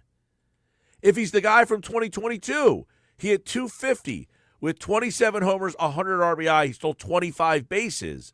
It's a really good year. Now, his on-base percentage was not great that year, but his slug and his OPS were okay. In 2021, he hit 31 homers with 90 ribbies, 243, only a 286. He just doesn't walk ever. He strikes out a ton. He has struck out 194 times, 183 times, 175 times, 177, and last year he struck out 135 times, but that's only because he didn't play 30 extra games that he generally does. He's a strikeout machine. They're hoping that cranks 35 homers. That's what I think they're hoping, is they pay $10 million for a guy to crank 30 homers. And listen, if you get that from Adolis Garcia, then you're happy. You're happy that you get a guy who can play, more than competent defense, a guy who hits some dingers, and at least adds some extra right-handed pop to a lineup that, frankly, didn't have it last year at all. No pop at all. And it's been the problem for this team.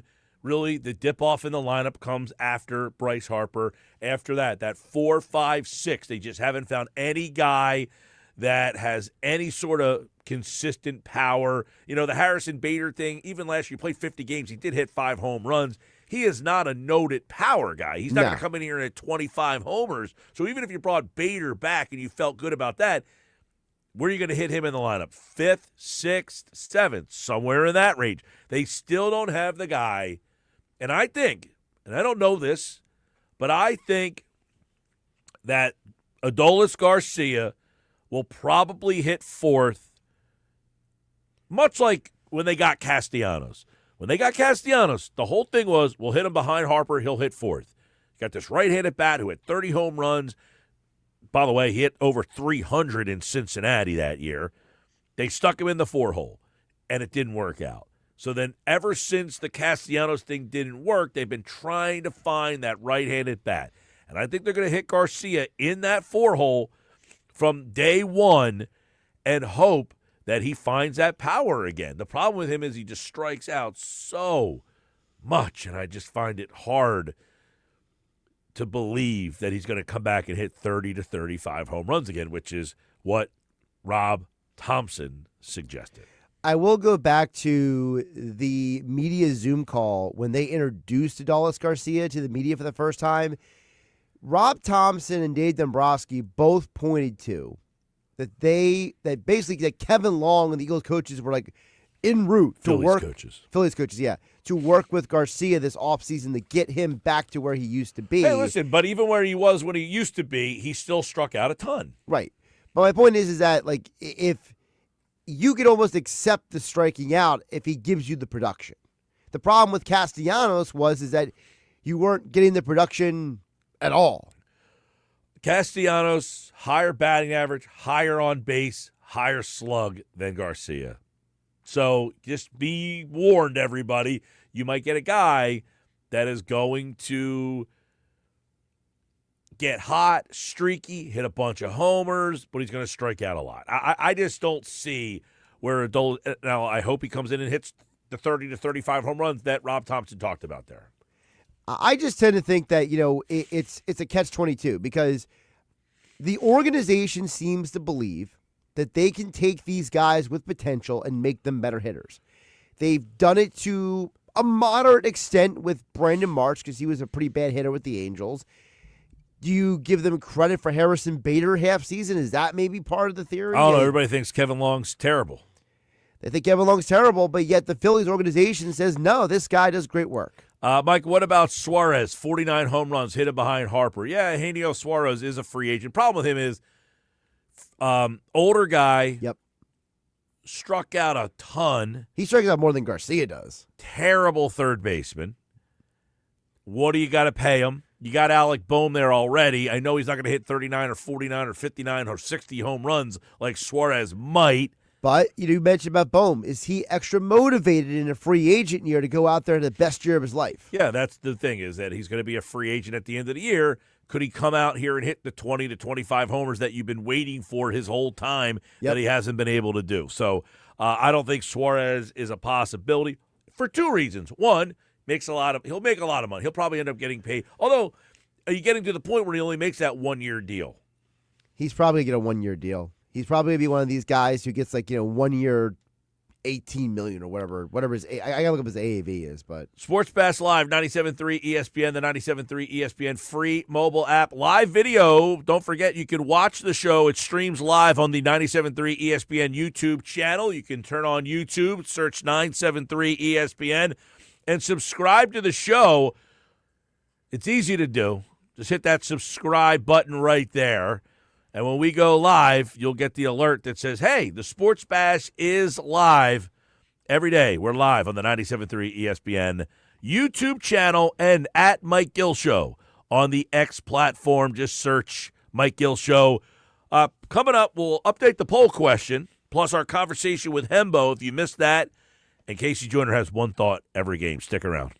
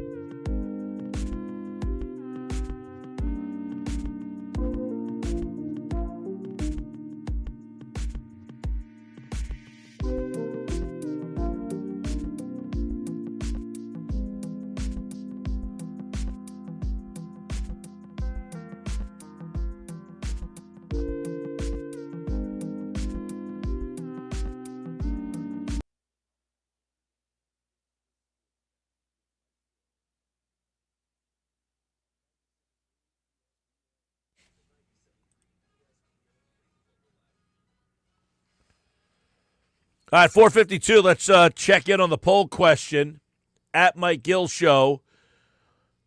According to Mark Feinsand from MLB.com on Harrison Bader, he says, quote, a reunion with the Phillies cannot be ruled out, though it seems like a long shot at this point. Yes or no, should the Phillies bring Bader back? This is an overwhelming one so far, Josh. 86% say the Phillies should bring Bader back. 13% say, nah, better off without Bader. So a little surprised that I guess I'm not a little surprised, but I'm somewhat surprised that it's so lopsided here. Did you vote? I did, and I voted with the majority there. I think that there's – listen, if you're bringing him back on a 1-year, $10 million deal, I'm fine with that. Give me one more year, let him go out there and do his best. That's the number I gave earlier. 1 year, $10 million, and apparently we had Nuggets on for the Nuggets earlier, and he said that's what Spot Track is saying, that his value is about $10 million a year, so I was right on the money with that one. I'd be okay with a 1 year, $10 million deal. Hey, man, you're playing center field. Crawford, you're going to left. By all the people that I've talked to, all the reports have been that Crawford is better suited to play left field than he is to play center field. Like his father.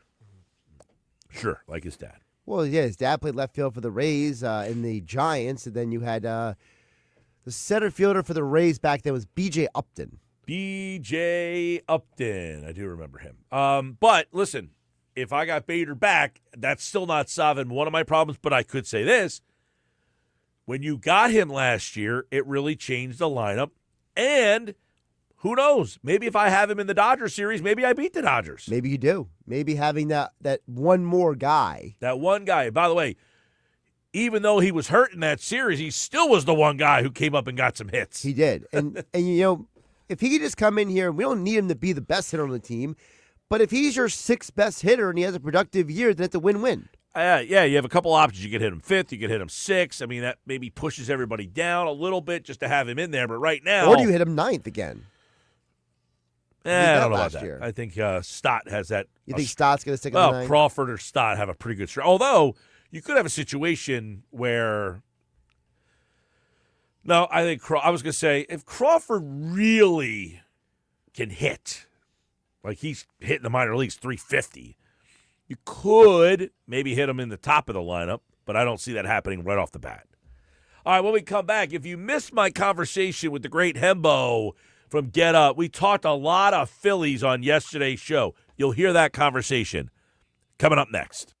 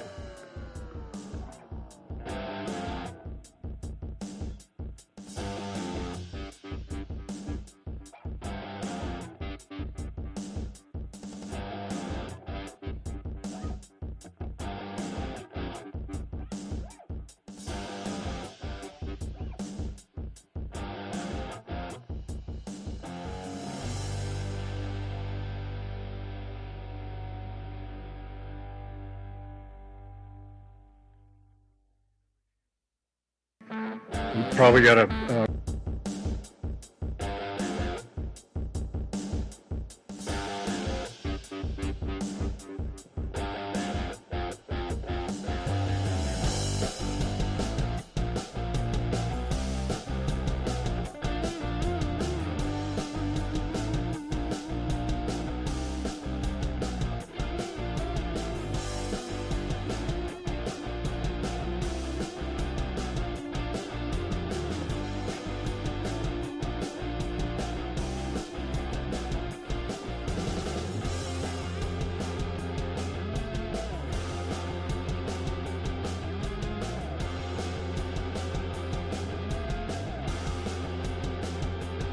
Hembo, welcome back, buddy. How are you?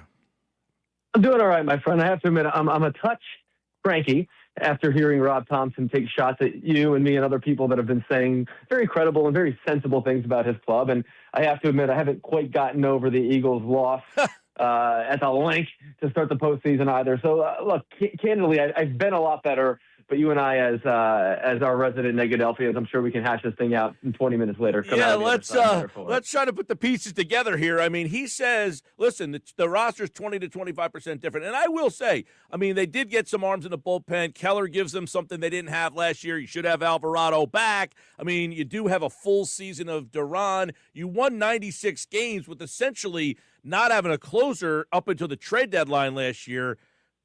Is that enough?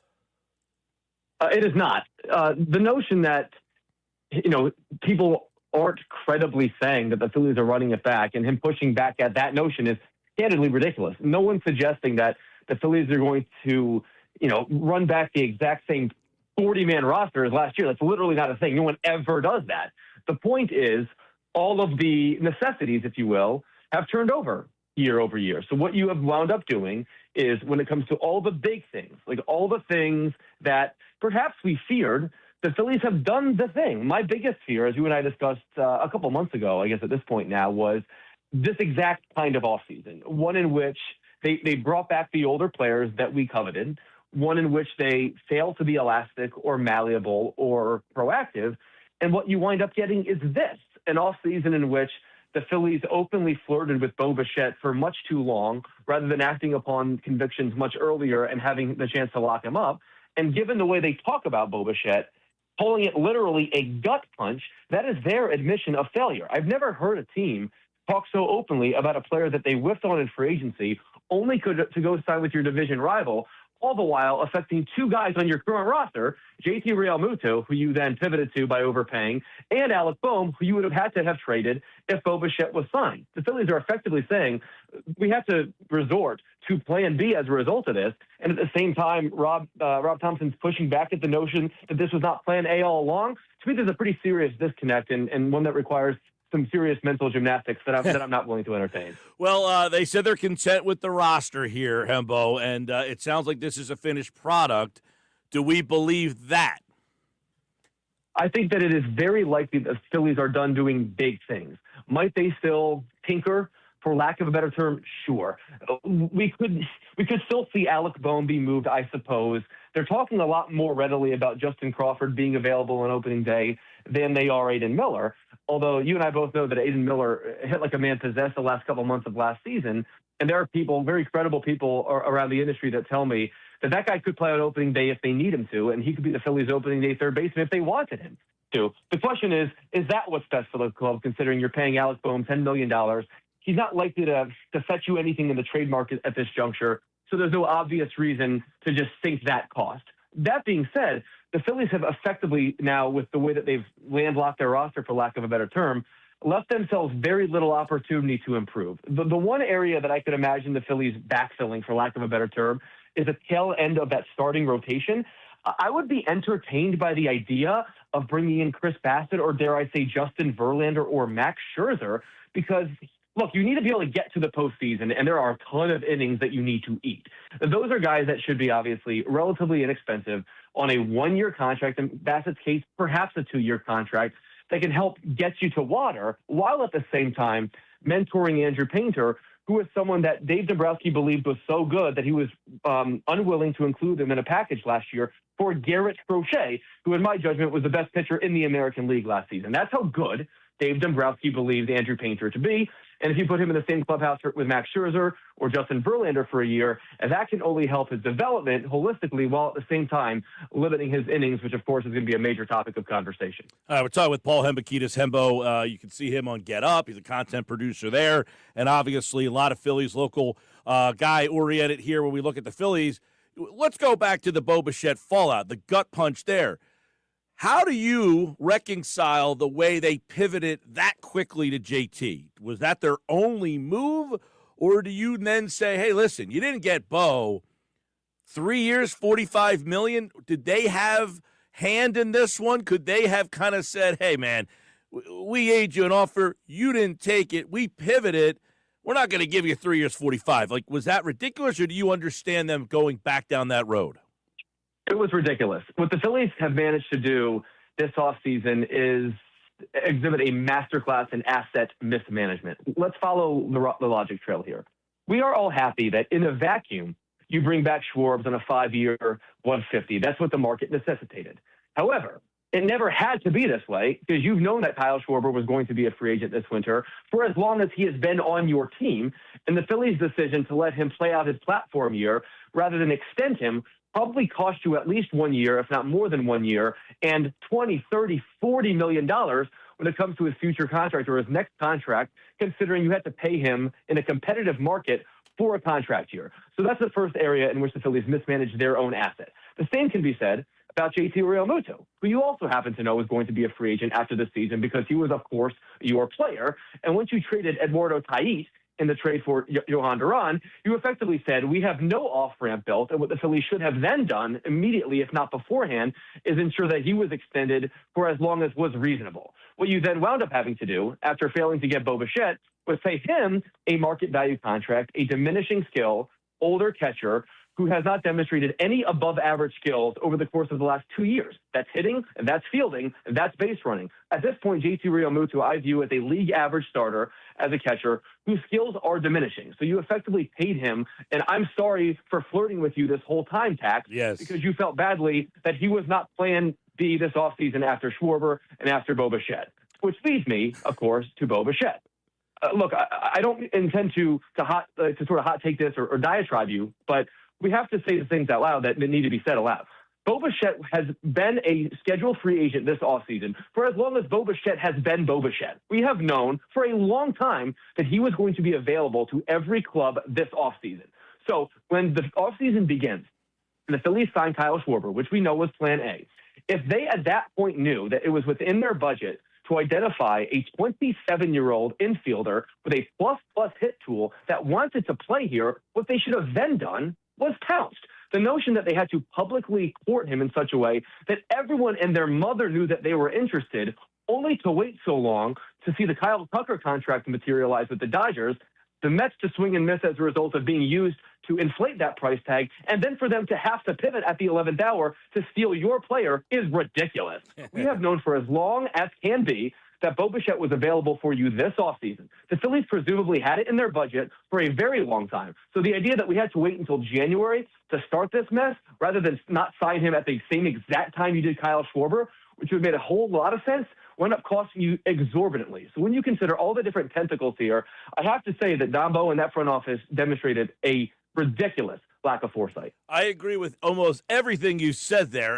The whole JT thing, I think they bungled big time. Let me get your thoughts then on what's left, because people are saying, well, you got to get creative. I don't know where else you can get creative. I mean, to me, and you might disagree, and you can tell me if you do, I look at Alec Bohm and just say, no value. Bryson Stott, very little to no value. Like, you could trade those guys, but you're not changing the complexion of your team. Like, you're not getting – those guys are dime a dozen. Those guys are league average players. So people keep saying, trade Bohm, trade Stott, trade Marsh. And I'm thinking, for what? You're not getting anything for them.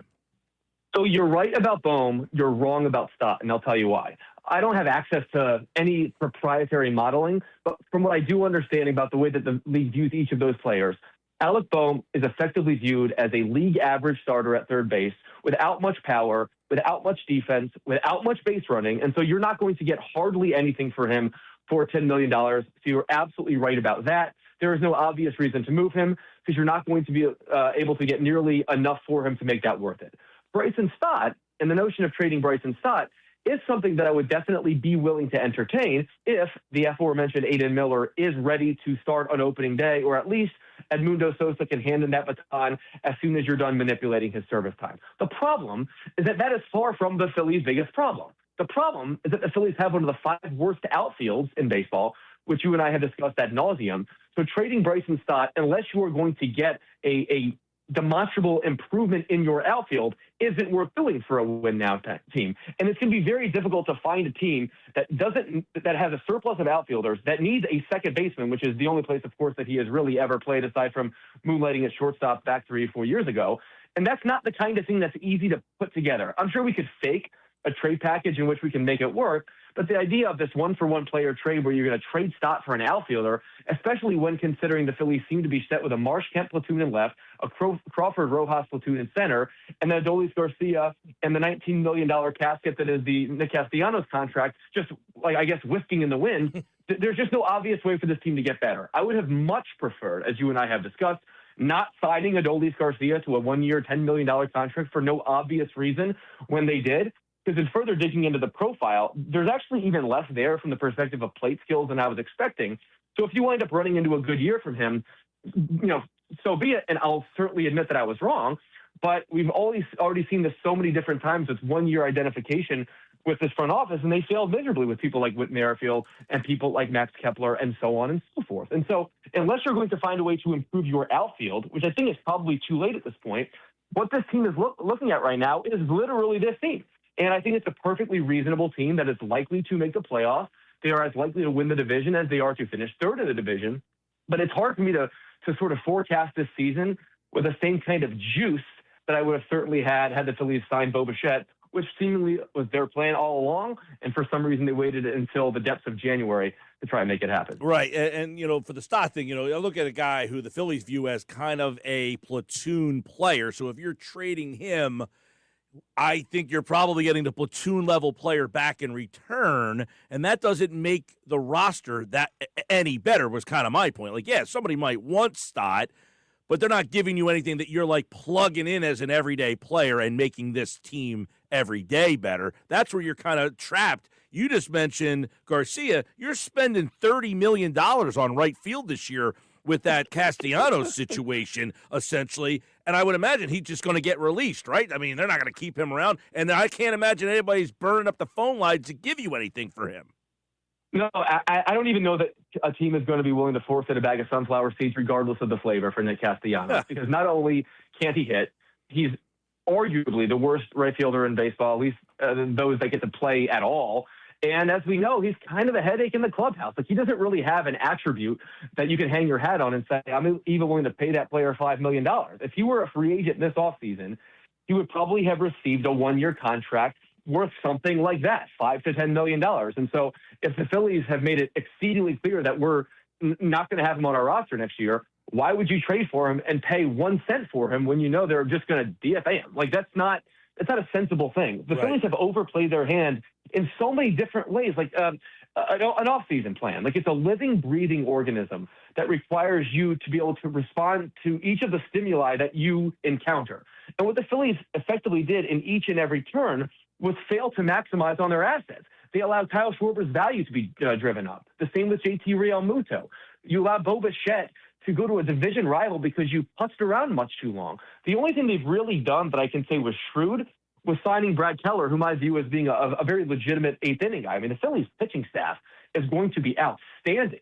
But what they're going to wind up doing this year from a lineup standpoint is relying heavily on a couple things that are candidly low probability propositions. You're requiring Trey Turner and Kyle Schwarber and Bryce Harper to have Hall of Fame seasons, and you're requiring Justin Crawford as a rookie without any big league experience to give you 2 or 3 WAR in center field. Those are low probability propositions, and the Phillies don't need 1 or 2 of them to happen. They need all of them to happen. And so this is just, generally speaking, a perfect example of the way in which I was fearful Dave Dombrowski would handle this offseason. It's very sort of like the way that things ended for him in Detroit and Boston, when I wouldn't want to say that the league has passed him by, because that's a Hall of Fame executive. I think he is great at the job and someone whom I deeply admire. At the same time, even he admitted that he got played here with the Bo Bichette of it all. And to me, like that was the tent pole on which the entire offseason rested, and it fell out from under them in the middle of the night. Well, and then Hembo, right after that, Bichette goes. I don't know what your thoughts are on the trade the Mets made today, but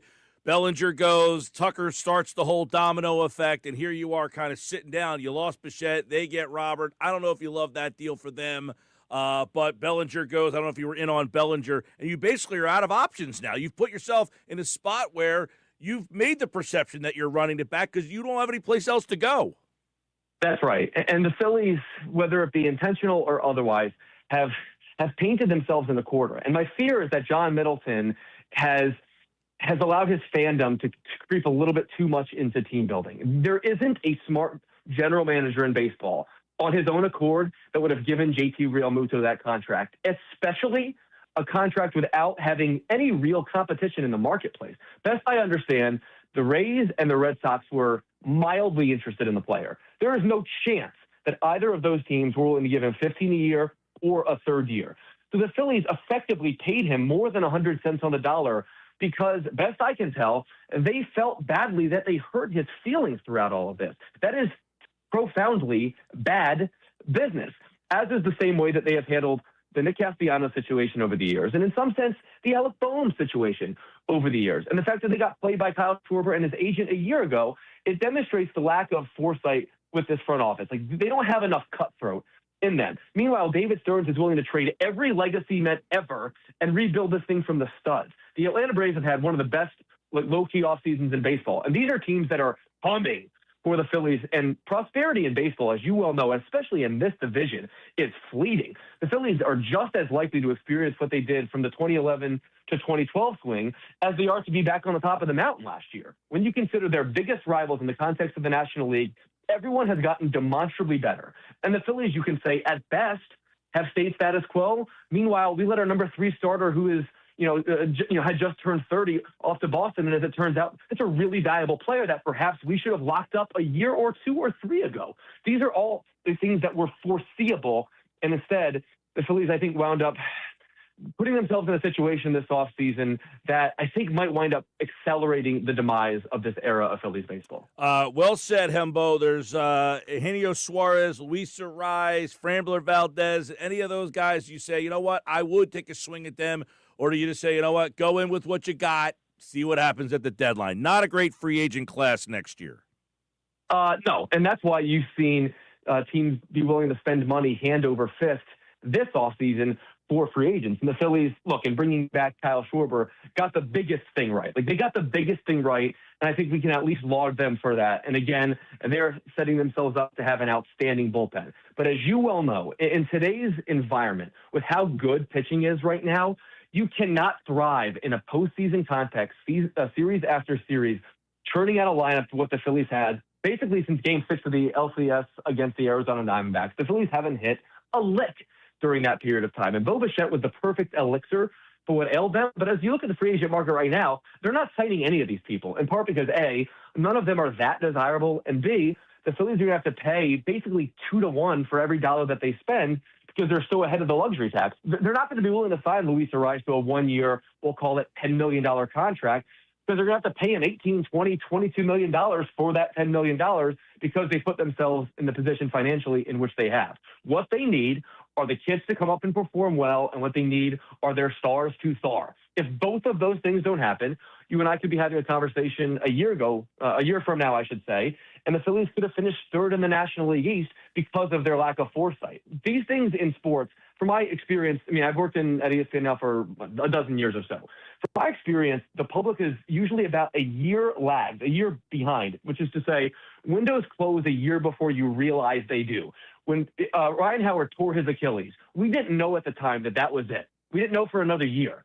I don't know that was the case with this group of Phillies, and I think there's a meaningful chance that next year they're still very successful. But I also know that they're now sort of swimming upstream because of the age of players, because of the expense of the roster, and lack of reinforcements in the organization. There are a lot of reasons why the Phillies are an obvious regression team, and it's going to require the individuals to sort of burst through those trends and demonstrate that they're all-time greats in Schwarber's case and in Harper's case and in Turner's case and in Wheeler's case. These things have to happen. The projections are only so useful. What you need is now the people to demonstrate that they have more aptitude than those projections say. All right, before we get you out of here, good stuff on the Phillies. Hembo's with us. Paul Hembekides.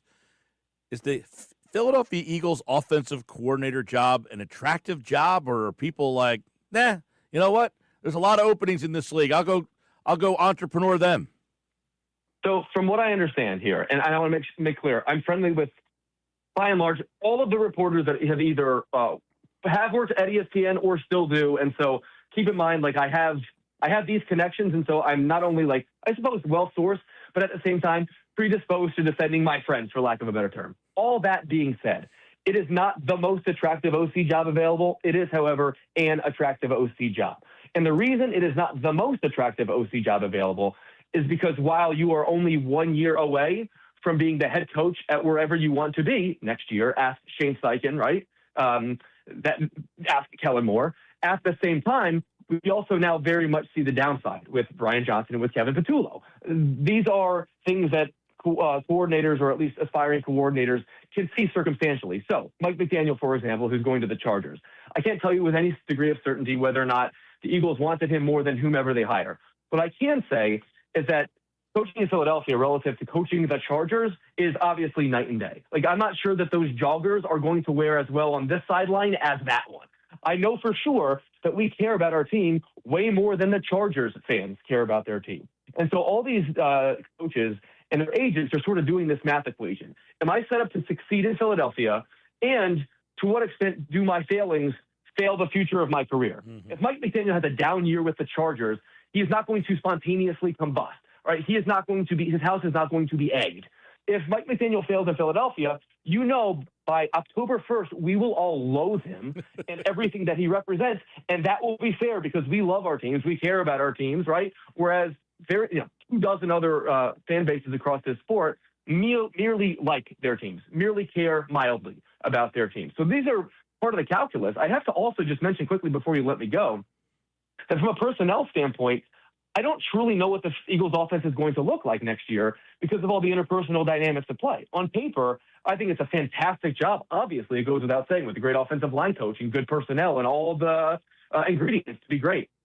I don't know what agents around the league are telling themselves about how differently this roster might look and what exactly it's like to coach Jalen Hurts, who has had a lot of different coordinators.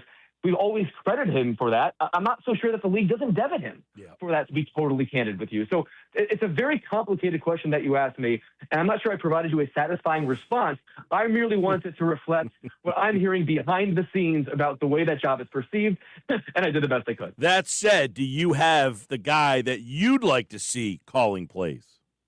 So I would love Brian Daboll to be the Eagles' next offensive coordinator, although I do think it is likely, if not certain, that he'll wind up coaching Josh Allen on the Buffalo Bills. I think he is likely to be Sean McDermott's successor. I also think Cliff Kingsbury would do a marvelous job because he's a great RPO guy. And as you've seen with the numbers that I've sent along, the Eagles' biggest problem in 2 of their last 4 years was a complete failure from an RPO standpoint. Cliff would do a good job. My understanding is that he is likely not to want to come to Philadelphia and that he's likely to find a softer landing somewhere like Tennessee. And beyond that, you're now just subjected to who can interview the best. That's not a satisfying answer, but that's the answer. I don't know to what extent Nick Sirianni is going to have a say in this. My suspicion is that he's not going to have much of one and doesn't have much of a tree anymore, to be totally honest with you. So what I was kind of hoping was that the Colts would get impatient and fire Shane Steichen. Obviously, that has not happened. But in the end, aside from like the big three, for lack of a better term, I don't have a satisfactory answer for you. But I do think that I would do whatever I could to keep Brian Daboll and or Cliff Kingsbury if that opportunity presented itself. All right, there we go. Hembo here on the Sports Bash Live, 97.3 ESPN. Of course, check him out on Get Up. The guys have been following all the NFL playoffs and everything else that's happening, and he was kind enough to join us on short notice here. I'm very content with this conversation. That makes 2 of us, my friend. We'll talk soon. I'll see you in San Fran, man. Take care. Yes, sir. All right, Paul Hembekides, everybody, from Get Up, of course, on the Sports Bash Live. Always love talking to Hembo, our conversation with Paul Hembekides. Don't forget the Metro Atlantic Basketball Classic. It's coming next weekend to Stockton University in Galloway. If you want to see the best high school players in the country, this is the spot for you. 6 teams in the top 10.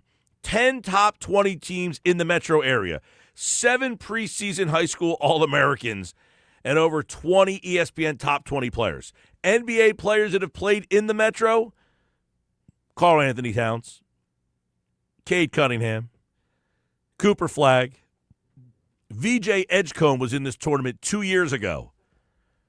Who will be the next? Check them out at the Metro at Stockton University in Galloway. Hey, coming up, one thought every game. Casey Joyner, don't go away. Don't miss it. It's the Sports Bash.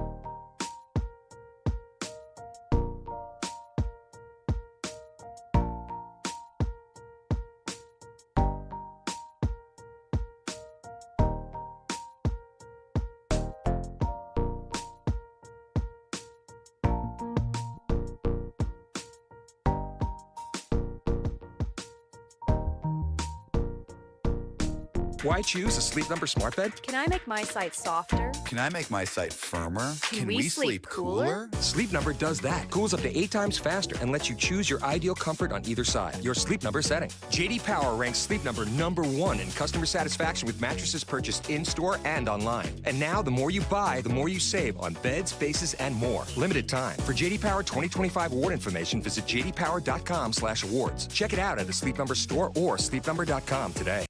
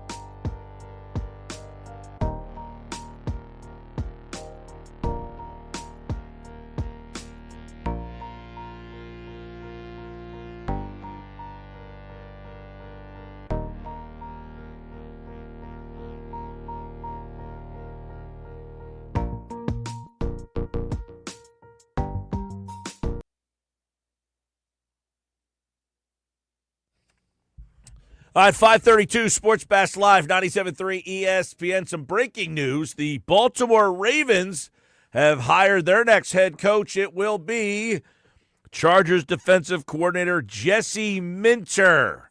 He gets a 5-year deal. That means the Chargers now need a defensive coordinator, and the Ravens have their first new head coach in 18 seasons. Can you remember and name the previous head coach ahead of John Harbaugh? He won a Super Bowl there.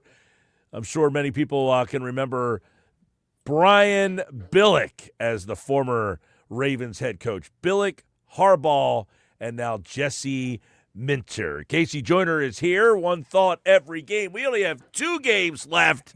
And you can check out Casey's work at The Athletic. And, of course, at CaseyJoyner.com. Sign up for his Substack if you're a fan of One Thought Every Game. Casey Joyner, what's up, buddy? Yeah, that Minter hiring, I've been saying it all year that he's just a fantastic defensive coordinator. I've been watching some of his coaching videos back in the day and such. He's so wicked smart, and it shows up on the field. I mean, it's a great hire for Baltimore. You got to think if you're Harbaugh, though, you're seeing him go to a conference failure. You're like, man, couldn't you go to the NFC?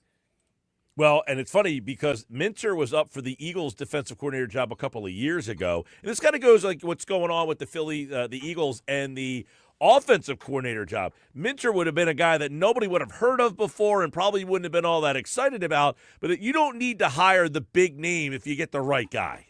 No. That's the thing. And when you're watching, like I was watching Minter's coaching videos and such, and he makes all these complex things very understandable too. And I mean, it's coaching videos. He's teaching it to coaches, but still, you make it understandable because a lot of coaches talk above other coaches, or they try and gatekeep and such. He's just very open and very relaxed. You can see it. And plus, his defenses at Michigan were really complex, but also very player friendly. So I think it's a great hire from that perspective. You don't know if the coordinator ability transfers to the head coach, but at least from a defensive perspective, Baltimore should be in great shape. So, obviously there, real quick, the Eagles, for those of you just tuning in, they have requested to interview Matt Nagy will be one, and Declan Doyle will be the other. I guess Declan Doyle would fall more in the Minter category. Minter, when the Eagles talked to him, was still at Michigan. Nagy's been around the block a little bit there. So that is the latest on the Eagles. It's Casey Joyner's One Thought Every Game here on the Sports Bash. We have 2 games left, and we'll start with the early game. What is the change at quarterback, unfortunately, from Nix to Stidham? How big of a drop-off is that, if any at all? I mean, do you see this as something that they can't overcome? It's going to be one of those situations where I think back to one of my favorite teams, the 1990 Giants, where they get Hostetler and then they can craft game plans. The thing is, with Hostetler, they had the regular season. They had some time to adjust and have to do it in just a few days. So that's part of their problem. But the thing is Denver threw the 3rd most short passes this year. So they are a team that has a lot of short passes in their offense. And I think Stidham will be able to do some things at a short pass perspective if he can go, show that he can pass long. Back from Denver, I go and just throw a couple of deep passes early. You just overthrow him. Just let the defense know we are going to let this guy throw some deep passes so you can keep your short pass game open. They can do that. They've got a path to victory. They've got to have him just be percentage-wise a good running game, a good defense. They could take the Hostetler approach and do that. It's not a high percentage approach, but there is a path to victory with Stidham. This is a team, like, if Nix is playing, what is there? Is it a similar game plan?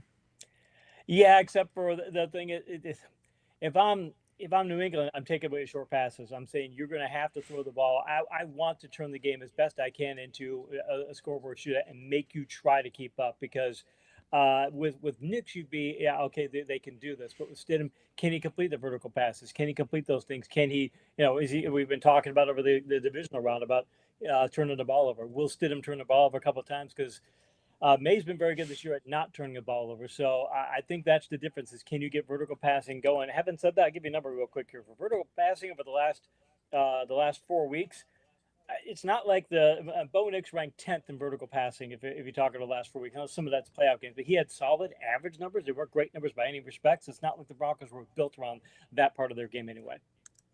So, you look at the defense of the Patriots, obviously. Very good defense. I don't know. I would think the Denver defense is a little bit better here.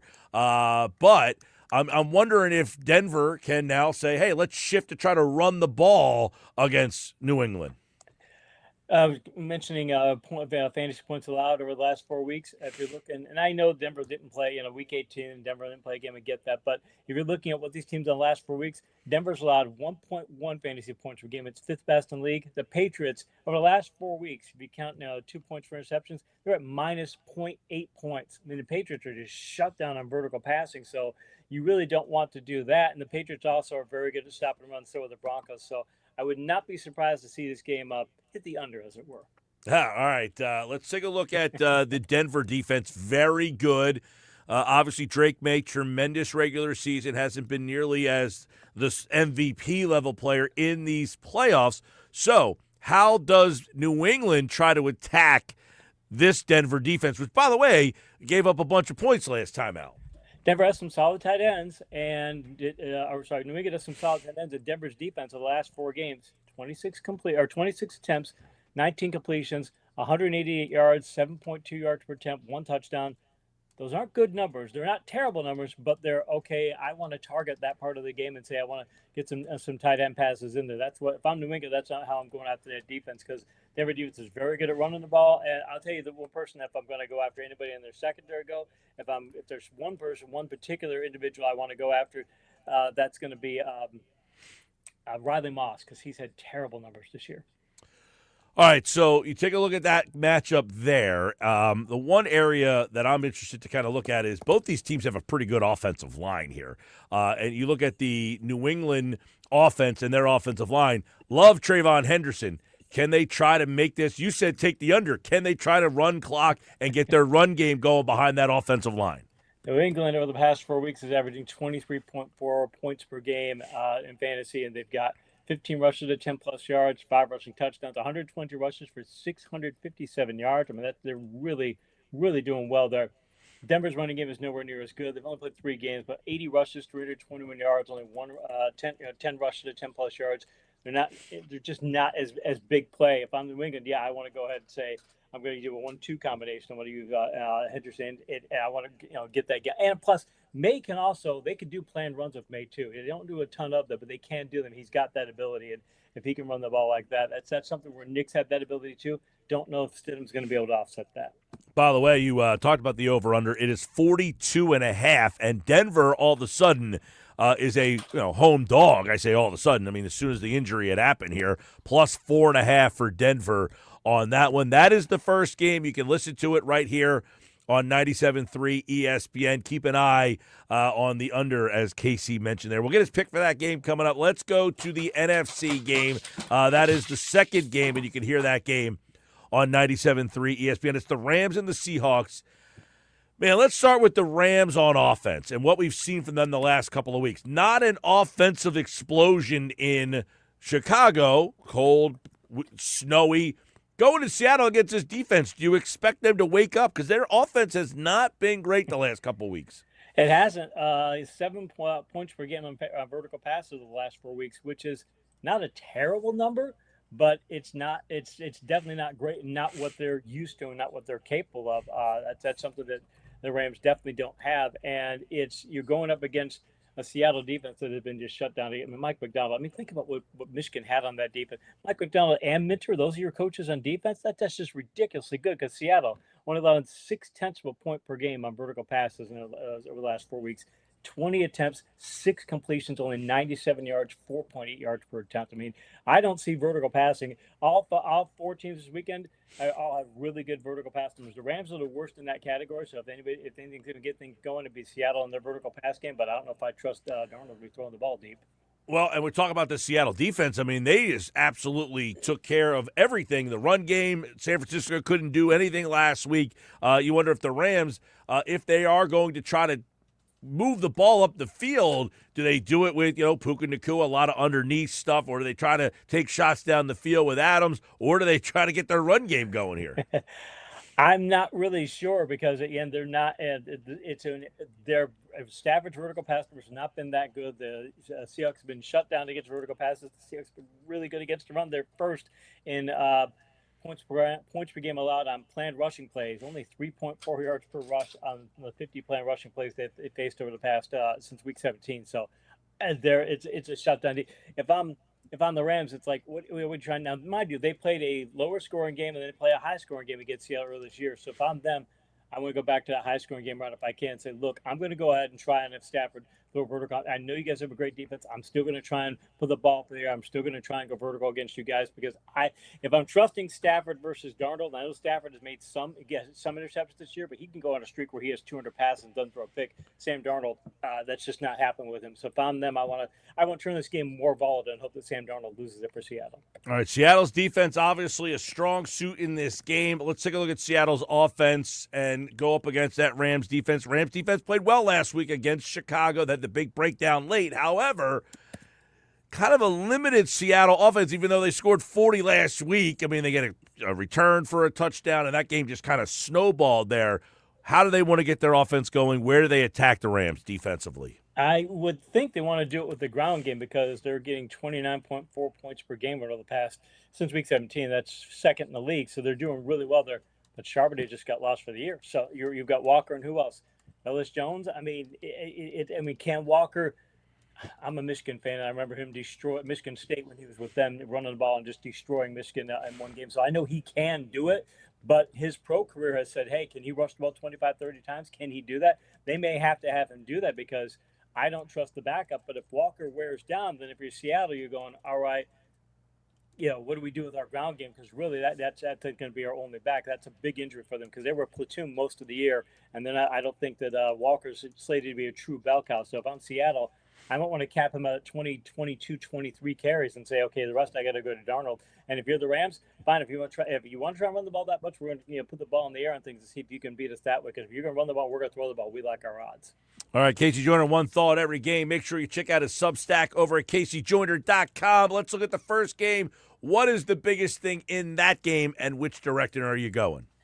I do these confidence picks every week for the Athletic, and the headline for this article is Conference Championship Confidence Picks. Drake May is the key. I think in that game it's the difference maker because Denver could go dink and dunk, so can New England, but Drake May this year was second in vertical yards per attempt, and that's just that shows you the kind of big playability they have. Again, Denver has a weakness from Riley Moss. They're going to go after him all day, so I think that Denver's going to win, and I think they win by enough. It was -5 points. I wrote the article, and I said they'd cover at 4.5. I still think we could cover too. All right, there you go. A home dog, by the way, much like Chicago was last week.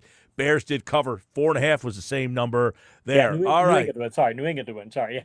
Oh, you like New England to win? Yeah, sorry. If I said okay. Denver, I apologize. I like New England. All right, make sure we clarify that because yes, you did say apologies. Denver. You like New England to win that game on the road. All right.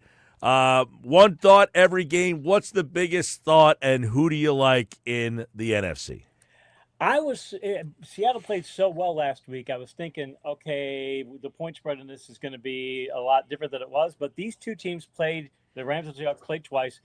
The total point differential in those games was 3 points. I mean, one win was by 1 point, one win was by 2. So that's how close it is. Seahawks were at -2.5, which means you're basically even because they're a home team -2.5. They think the Rams are slightly better. I don't like that Charbonnet loss. With Charbonnet being lost, that's not a good thing.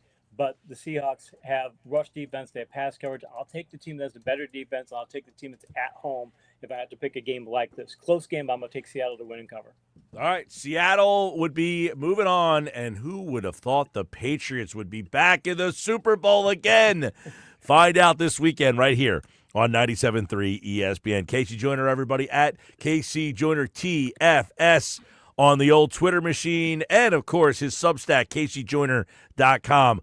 One thought, every game in the books. Only 2 games this week, championship weekend. Have a good one, Casey. Good shot, Mike. All right, Casey Joyner, one thought every game, and he will be breaking down the Super Bowl with Hanging with Henning while we're at Radio Row for our coverage of Super Bowl 60. We'll find out who he likes in that game.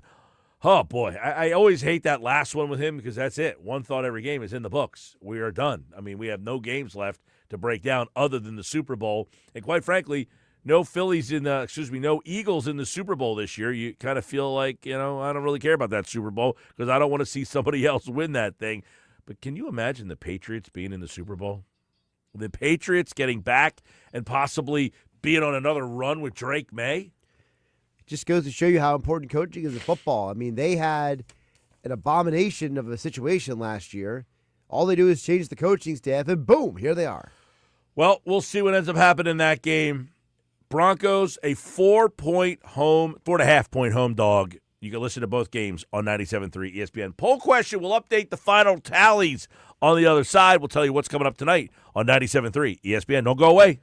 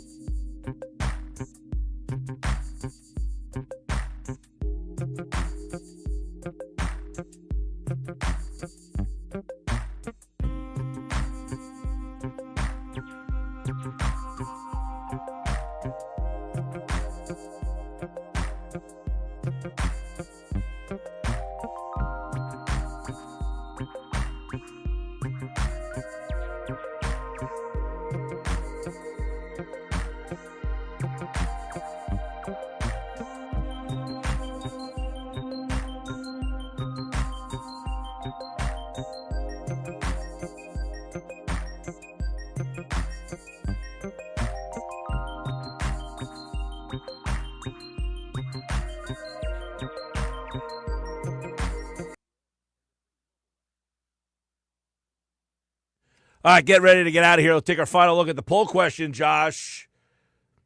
On the Harrison Bader front, Mark Feinstein from MLB.com says, quote, a reunion with Bader is hold on one sec. I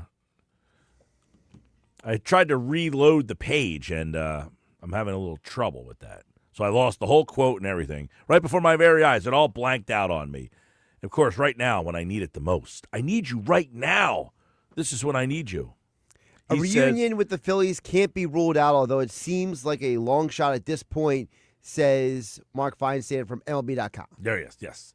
So, should the Phillies bring back Bader? 86% said yes, 13% said no. So 86.1 yes, 13.9 said no. I would bring him back for the right deal. 1 year, I'd go 10 to 13 million, somewhere in that range. A 1 year deal, 10 to 13 million. Harrison Bader, you want to come back? I can't go long term with him. I just don't trust him enough. Prove it to me one more time, and I probably won't sign you after next year, even if you play well. Right. Tonight, Sixers, 97.3 ESPN taking on the Rockets. Flyers tomorrow against Colorado. We didn't get the Flyers. What a dumpy doodles game that was last night. You got a 4-2 lead, and it was like they ran out of gas in the last 5 minutes. I turned the game on right when I flipped over, because I forgot it was a 9 o'clock game, so it was really weird. I flipped the game on. It was 4-4 with 4 minutes left in overtime. And 2 minutes later, the game was over. So it's your fault. I said I saw everything I needed to see. And then I heard Jim Jackson on the broadcast like, and the Flyers coughed this one up. They had a 4-2 lead, and they blew it. Solid work there. All right, everybody. Talk to you on a happy hour Friday tomorrow. See ya.